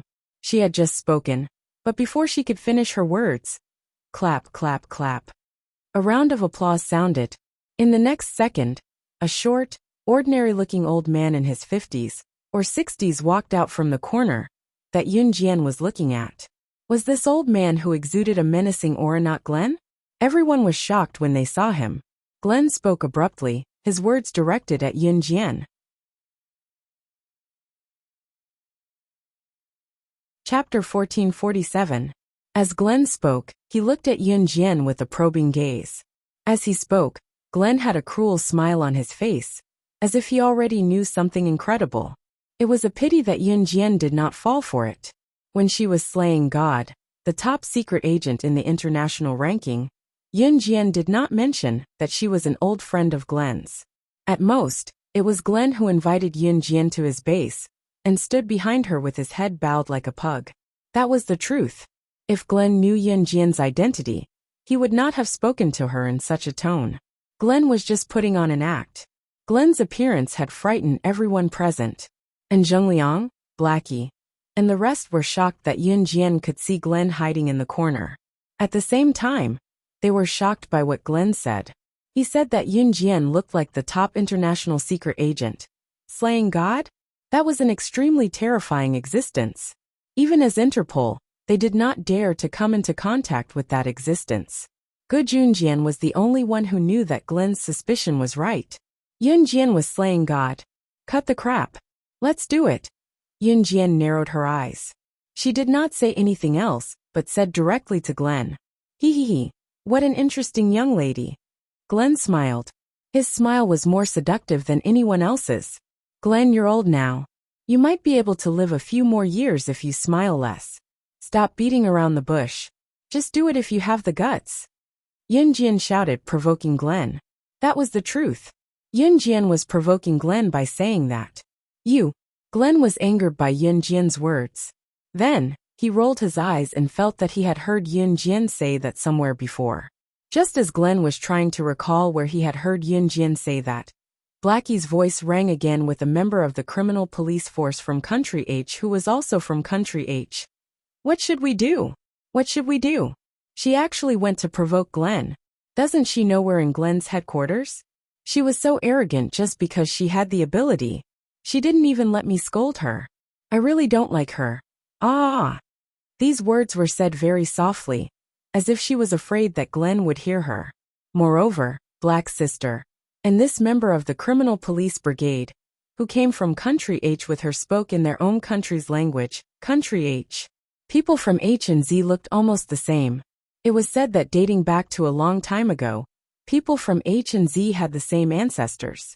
However, H country's language was completely different from Chinese. The reason why Miss Blackie spoke to the member of the criminal police brigade from Country H with her, in the language of Country H, was that she didn't want Yun Jian to understand what she meant. To put it bluntly, Hei Mei completely thought that Yun Jian couldn't speak H language, so she was so bold to say this in front of Yun Jian.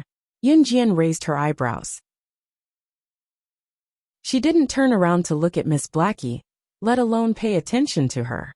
Instead, she pretended that she really couldn't speak H language. This way, Miss Blackie even more wantonly complained about Yun Jian in H language to the member of the criminal police brigade, who came from Country H with her. Just as Miss Blackie was getting more and more excited, Glenn suddenly exclaimed. He looked at Yun Jian and asked loudly, his pupils constricting. What did you say just now? What you said just now is exactly the same as what slaying God said to me back then. Could it be that your... Glenn's sudden words made everyone's pupils constrict. However, at this moment, a loud sound of a helicopter came from above Glenn's headquarters. In the next second, a tall and handsome figure jumped down from the helicopter that was flying 7 to 8 meters high. The man who suddenly appeared was so handsome that everyone's eyes lit up the moment he appeared.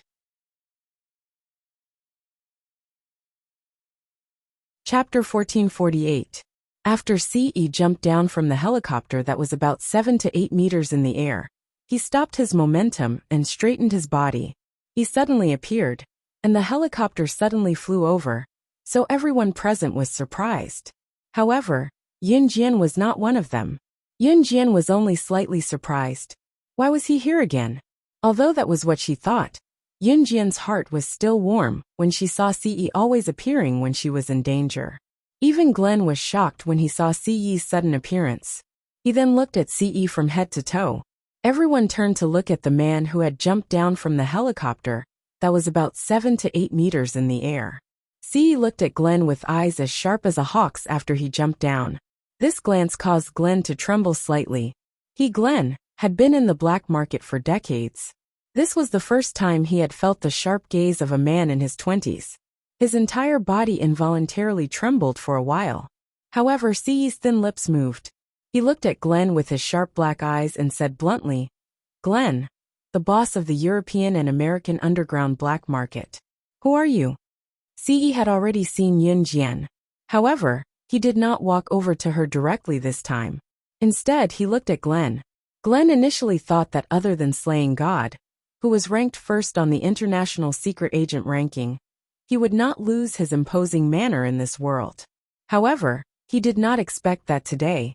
Not only did a young lady appear and attack his imposing manner, but now there was also a man who had such an imposing manner that he could not even speak. Glenn took a deep breath and replied to CE. That's right, I'm Glenn. You are. Who I am is not important. What's important is that because of what you've done, your position as the boss of the European and American underground black market is gone, CE said coldly. Yunjian saw that CE did not come over, so she walked over to CE. The people standing beside Yunjian were stunned. Who is this man? What right did he have to say that Glenn's position as the boss of the European and American underground black market was gone? Just as he was thinking this, Yunjian was already standing in front of Glenn. Seeing Yunjian walk over, CE leaned to the side and reached out to grab Yunjian's hand. What are you? Why do you say that my identity is gone? Glenn didn't believe it and shouted, Hey, Xiao Jian. Good Yunjian came to Yunjian and CE and called out softly, looking at Yunjian and CE. Old Ge, do you know this man? Yu Shaluo glanced at CE and walked over with the others. This is my daughter's man, Ge Junjian said proudly. With CE around, Ge Junjian was not worried at all. CE and Yunjian were capable people. Once they heard that such a handsome man was Yunjian's man, the people standing beside Ge Junjian looked over. Black girl's gaze was drawn to CE the moment she saw him. Glenn saw that the people standing in front of him were no longer afraid of him, especially after what CE said. He was infuriated. In the next second he growled into the dark. Come out! Catch them! Catch all of them!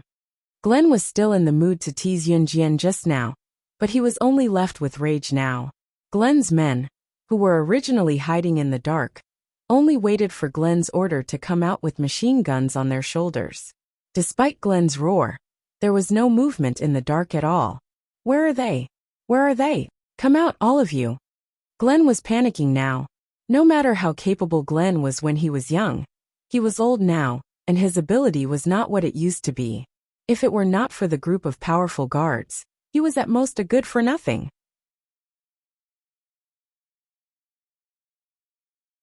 Chapter 1449. The words and Hun organization struck a chord in everyone's heart. Everyone was stunned by the deadly words. At this moment, everyone's eyes were fixed on the tall and handsome man. CE's words struck fear into everyone's heart. An Hun organization. Even Glenn, who was still panicking about his men's whereabouts, lost his voice and screamed. Shock, fear. All of these emotions surged into Glenn's heart at that moment. Glenn was not an ordinary person. He was the boss of Europe and America's underground black market. He was the symbol of the underground forces in Europe and America. Yu Shaluo and the rest who were standing in front were shocked when they heard Glenn's scream. This man, or rather, Ge Yunjian's son-in-law, was related to the Hun organization? Moreover, he could mobilize the Hun organization to fight Glenn just because of this? This meant that CE was not an ordinary member of the Hun organization. If that was the case, could it be that CE was, You're the boss of the Hun organization. She's the #1 international secret agent slaying God. Glenn was smart. He immediately identified CE and Yunjian. Hun organization's boss? He's the boss of the Hun organization. And Yunjian is the #1 international secret agent, slaying God. How is this possible? This is impossible. Blackie's pupils dilated in disbelief. She was so shocked that she shrieked on the spot. Blackie did not think of this at all. Even Ge Yunjian's eyes flickered. What do you mean impossible? Do you think I don't know slaying God? Her every move can't be imitated by outsiders. Every time she appears, it's a different face. And the Hun organization? Do you think anyone can start a war with the Hun organization just because they want to? Only the boss of the Hun organization can command the entire Hun organization. Don't think I can't tell. Glenn knew that he would not be able to escape death. Slaying God, the top international secret agent ranking, and the leader of Hun were both here. It would be a miracle if he could survive. The day he stood in this position, Glenn knew that he would have this day. But before he died, he wanted to put Yun Jian and Ce in a difficult position, especially this group of criminal police officers. They probably didn't know. Hee. In fact, their most wanted criminals were the two people in front of them. Ha ha ha. Since you destroyed me, then I won't let you have it easy either. I, Glenn, don't know anything else in this life, but I'm good at judging people. Every word and action of slaying God matched perfectly with this young lady. She was not slaying God. Bullshit. Glenn was going to say something more. Before Glenn could finish, however, he was shot in his vitals by the muzzle of a silver pistol that Ce pulled out, killing him instantly. On the way, Glenn didn't even have the chance to react. The reason Glenn was able to become the boss of Europe and America's underground black market was because he had a capable assistant named Kennerson. Kennerson's ability was comparable to the third on the international secret agent ranking. However, Hun had no shortage of powerful people like Ce. Any one of the four leaders of Hun could kill Kennerson in a second. Therefore, Glenn would definitely die today. Yun Jianyu, Yu Xiaoluo and the rest had yet to recover from the shock that Glenn had brought to them. Before they could react, Yun Jian and Ce came forward swiftly and knocked them out before they could react. Mu Ying and Gu Junjian were not among those who were knocked out. Yun Jian only stopped after Yu Xiaoluo, Sister Blackie, and the rest drank Qing Yu's secret 3-hour amnesia liquid. They could not have their memories, because Yun Jian still needed to live in Country Z in the military academy. The fewer people who knew about her and Ce's identities, the better. It was fortunate that Qing Yu's secret 3-hour amnesia liquid allowed one to forget 3 hours of memories painlessly without any side effects. Xiao Jian, what did you feed them? Gu Junjian asked with his mouth agape. Amnesia liquid. They'll forget everything that happened in the past 3 hours, Yun Jian explained. After Yun Jian's explanation, Ce continued to speak to Gu Junjian. As a member of Interpol father-in-law, you should be eager to eliminate the forces of Europe and America's underground black market. Now that the underground black market has been completely eradicated, you can report back to Interpol directly. Ce paused before he continued to speak to Gu Junjian with a curvature. This is my first gift to you, father-in-law. I only want Xiao Jian. The way he addressed Ce as his father-in-law was smooth. As he spoke, he tightened his grip on Yun Jian's hand in front of Gu Junjian. Yun Jian's cheeks blushed. Dad can't see anything. Dad's eyesight is getting worse. Young lady, let's take a walk over there. It's cooler there.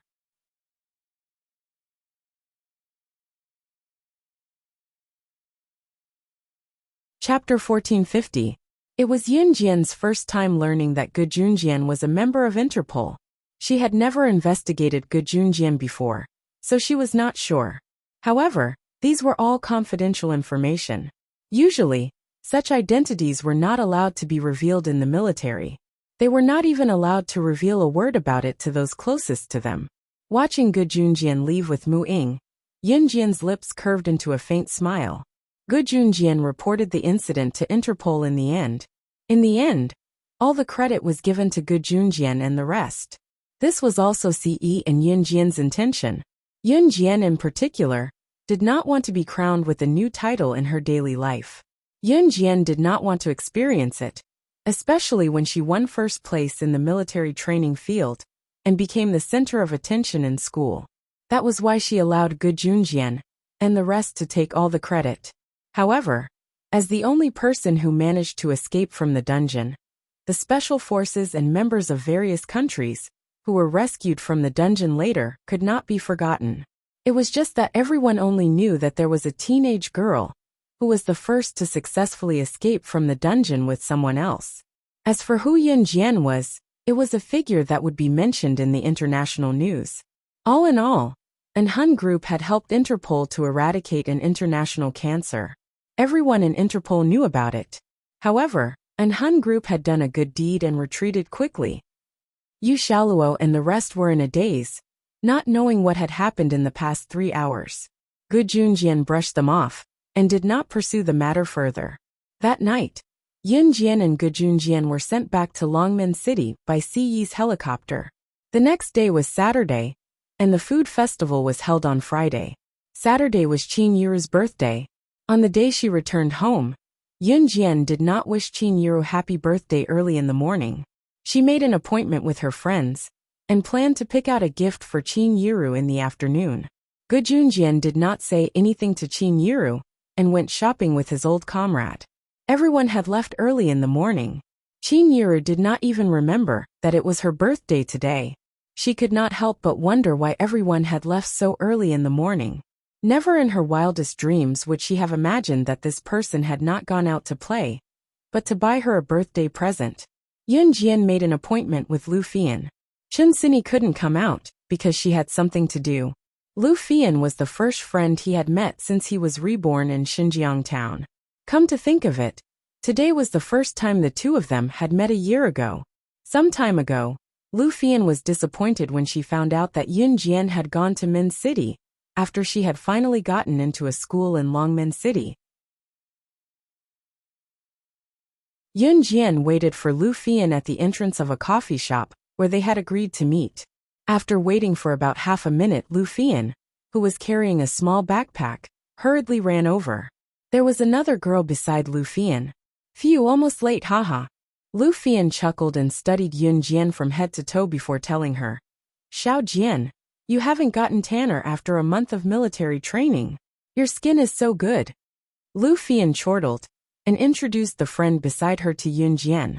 This is a friend I made in the new school. Her name is Wang Cancan. She has good taste and can help you pick out a birthday present for your mom. Lu Fian introduced Yun Jian as she spoke. Wang Cancan was a friendly girl. After introducing herself to Yun Jian, she struck up a conversation with Yun Jian. Although Wang Cancan looked innocent, she was a tough woman in her bones and yearned for a superhuman life. A girl like her got along well with Yun Jian.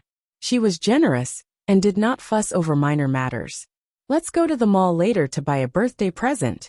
It's a newly opened mall, and there's a lot of stuff inside. There's also a tour of the most exciting and terrifying haunted houses in the country. I heard that Fatty Wong, Ergo, and the others from our class are scared out of their wits even though they're so brave. Haha. Let's go take a look if we have time after buying our birthday presents, okay? Wang Cancan asked Lu Fian and Yun Jian generously. If Lu Fian and Yun Jian declined, she would not mention it again. Wang Cancan was not one to fuss over trivial matters. Yun Jian recalled what Wang Cancan said. Chun Sini had mentioned the haunted house before, and said that she wanted to go.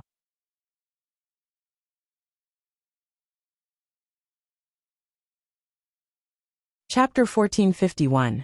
Then let's hurry over. Let's take a taxi from here. The mall is quite far from here. Wang Cancan was pleasantly surprised when she heard that. She was carrying a bear cub satchel that matched Lu Fian's. She immediately pinched the bear cub satchel that she was carrying and said excitedly to Lu Fian and Yun Jian. Lu Fian had a bear cub satchel that looked almost the same as Wang Cancan's. This satchel was very small, and the workmanship of the satchel was very exquisite. In addition, Lu Fian and Wang Cancan were both wearing small skirts that matched the satchel very well. Both of their figures were quite good and looked like clothes hangers. Coupled with this tight satchel, they were simply beautiful. Wang Cancan stood on the road and hailed a taxi. Then Lu Fian and Yun Jian sat in the back seat of the taxi. As soon as they got into the car, Wang Cancan had no intention of alienating Yun Jian. She whispered to Lu Fian and Yun Jian. Although she was separated from Yun Jian by Lu Fian, she still said to Yun Jian through Lu Fian, "Trust me. Today I'll definitely help you choose a gift that your mother will love. Haha. Look, this satchel matches our outfits very well, right? I chose this. Hehe." Wang Cancan didn't mean anything else. Yun Jian and Lu Fian hadn't seen each other for a long time. Similarly, Lu Fian would definitely have a new circle of friends. Like today, when Lu Fian and Yun Jian met, but brought along her high school classmate and friend, Yun Jian was in a very awkward situation. In a group of 3, there would always be one person who would be awkward, and that person was none other than Yun Jian. Wang Cancan had experienced this feeling of being ridiculed before. She really couldn't bring herself to continue chatting with Lu Fian and then ridicule Yun Jian. "It's very beautiful. I trust your judgment. Yun Jian smiled back. Along the way, the three of them kept discussing their school life. In fact, Yun Jian was the one who listened. Wang Cancan and Lu Fian kept chatting. Then as they talked, they asked Yun Jian a question. When Lu Fian mentioned to Wang Cancan that Yun Jian was studying in the military academy, Wang Cancan's eyes lit up as he looked at Yun Jian. Wang Cancan wanted to be a superwoman. The moment she heard that Yun Jian was studying at a military academy, she was so excited that she stepped past Lu Fian and grabbed Yun Jian's hand. Yun Jian, I've always admired soldiers who protect our country, especially a girl like you who actually chose to go to a military school. I feel that this requires perseverance and courage. It's a very admirable move. Wang Cancan's actions made Yun Jian smile softly, and she replied with 2 sentences. However, just as he said that, the taxi driver's words were heard. We've arrived at the dynamic shopping center. The 3 little sisters can get off now. Oh. After paying the fare and alighting, Wang Cancan brought Yun Jian and Lu Fian to a milk tea shop in the dynamic shopping center to buy milk tea. I took a look. The haunted house is in the basement of the dynamic shopping center. Should we go there first or pick a present for your mom first? Wang Cancan asked Yun Jian from her seat. Let's go to the haunted house first. Xiao Jian, are you okay with that? We don't have to carry the present for Auntie when we enter the haunted house. It'll be bad if we're too scared and break the present. What do you think, Xiao Jian? Lu Fian asked for Yun Jian's permission. I'm fine with anything. Yun Jian was not picky. Just as Yun Jian said that, one of the teenagers sitting at the table next to the milk tea shop poked his head over to ask, Hey, are you guys going to the haunted house in the basement of the dynamic shopping center too? I heard that it's super scary.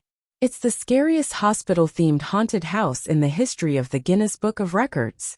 The haunted house's name is Zhuochuan Mental Hospital. There's a strict rule there.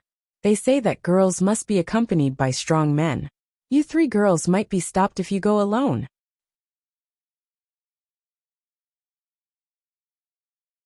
Chapter 1452. It was true that Zhuochuan Medical Hospital was the scariest themed hospital in the history of Guinness World Records. The boy did not spout nonsense. It was obvious that he was here to hook up with Yun Jian and the girls. So when he said this, the boy immediately changed his tune. We're going to the haunted house in the basement as well. Aren't you girls afraid to go alone? Why don't we team up and go together? The boy spoke to Yun Jian and the girls in a roguish tone. Zhuochuan Medical Hospital had been in Longmen City for a week now. It was only a week's time.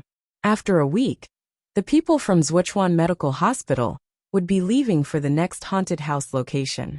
Due to the reputation of Zhuochuan Medical Hospital and the fact that it was limited to 1,000 visitors per day, there were many who came from other places just to experience the scariest haunted house in the history of Guinness World Records.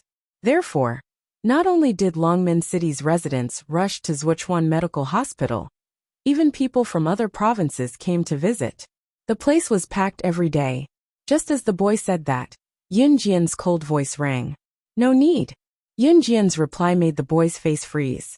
The boy did not expect Yun Jian to reject him so easily. The milk tea is here. Let's pack it up and take it away.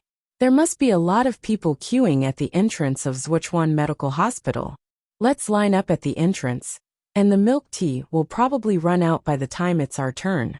Lu Fian had gone to get the milk tea earlier, and told Yun Jian and Wang Cancan when she came back from the front desk. Lu Fian had heard half of what the boy said to Yun Jian and Wang Cancan just now. Yun Jian stood up at once while Wang Cancan glared at the guy who tried to strike up a conversation with her before following Yun Jian and Lu Fian to where they were. The boy was obviously deflated. He touched the bridge of his nose and smiled innocently at the boy and girl sitting beside him. After Yun Jian and the other 2 left, another boy, who was obviously the boy's brother, put his arm around the boy's shoulder and teased him with a laugh. Zhou Dongxuan, I didn't expect you to fail at picking up girls. Ha ha ha. Look, those 3 girls didn't even look at you. No matter what, you're still the school hunk of second high. How come you don't even have this bit of charm today? The boy teased the boy named Zhou Dongxuan. Go go go. Surnamed Lu. Don't talk too much. And those 3 girls? I believe we'll meet them again later. The boy named Zhou Dongxuan blinked his eyes and said expectantly. Yun Jian and the other 2 had already arrived at the basement. Zhuochuan Medical Hospital had built the temporary office in the basement. The registration was done there, and there was a queue to get in. After buying the tickets and lining up, Wang Cancan and Lu Fian were both excited and scared.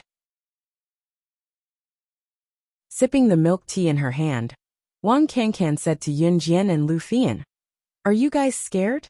Once I think about how we're going to enter the haunted house, my heart squeezes." Wang Cancan had just finished speaking when she saw Yun Jian, acting like it was none of her business. She paused and could not help asking in surprise, "What's the matter? Aren't you scared?" Zhuochuan Medical Hospital is the scariest hospital-themed haunted house in history. I heard that many people wet their pants inside. Scared? Why should I be scared? Yun Jian looked at Wang Cancan and Lu Fian's nervous and scared faces and was confused. Because this is a haunted house. Little girl, if you're scared, don't hold it in. Scream when you need to. Young people, don't pretend to be calm.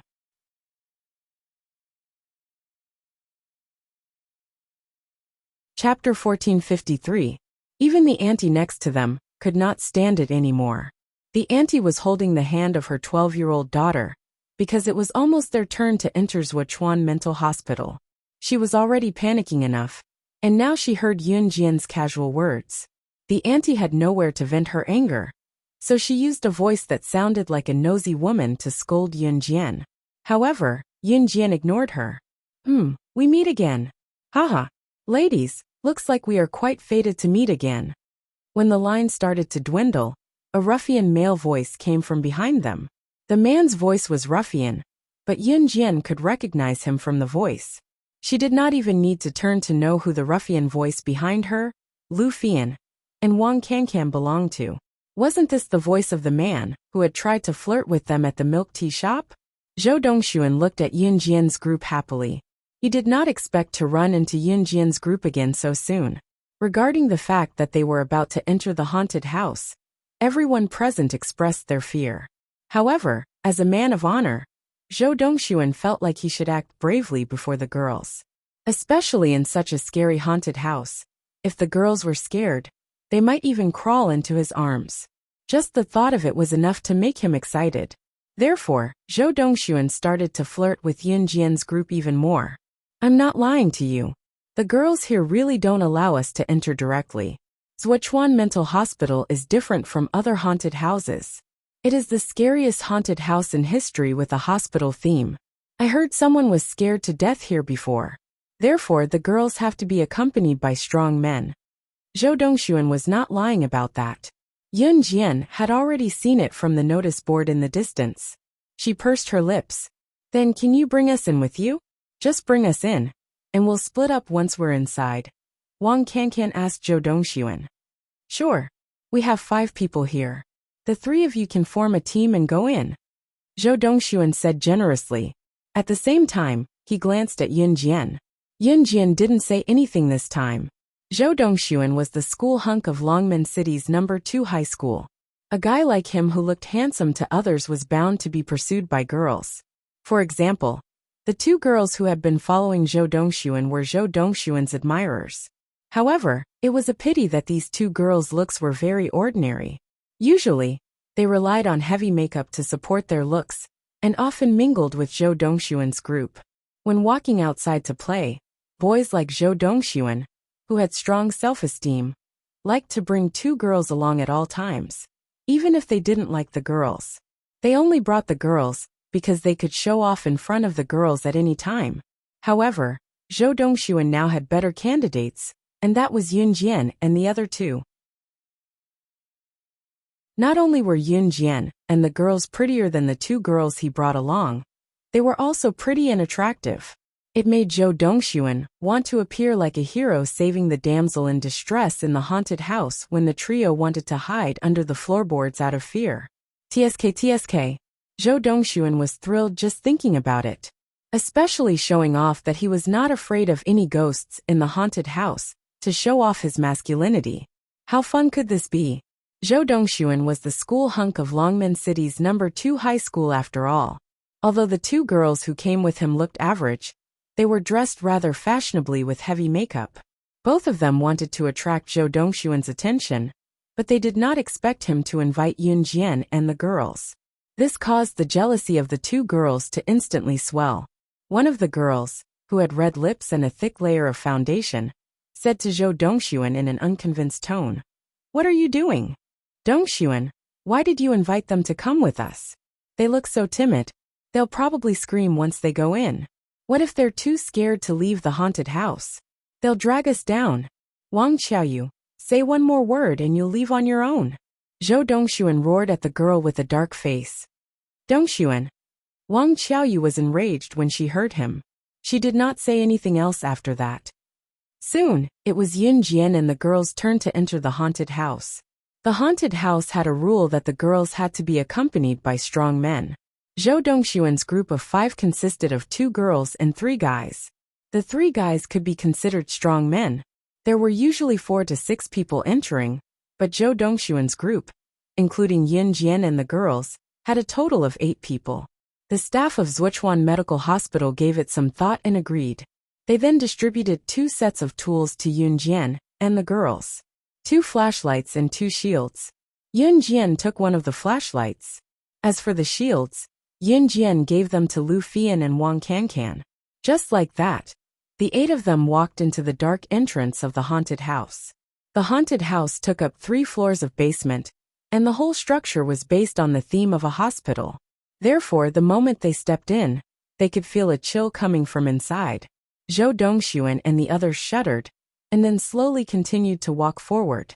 Yun Jian walked lazily, like she was taking a stroll in her own backyard. Yun Jian's action shocked Zhou Dongxuan, but it also caused Wang Qiaoyu to grumble.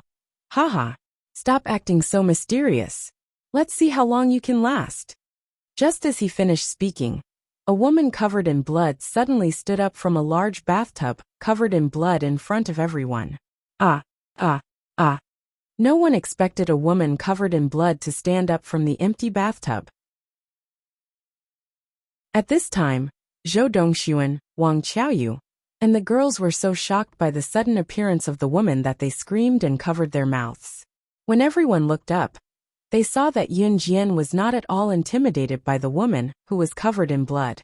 Instead, she went to the woman and studied her from head to toe before she grinned. You're tuning in to the Li Mei's Sword of Destiny YouTube channel. We're so grateful for your support, and don't forget to subscribe to join us on this incredible journey through captivating stories. Your generosity through donations truly makes a world of difference, as it's the primary source of revenue that allows me to expand and enhance this channel for you. Thank you from the bottom of my heart for being a part of this adventure.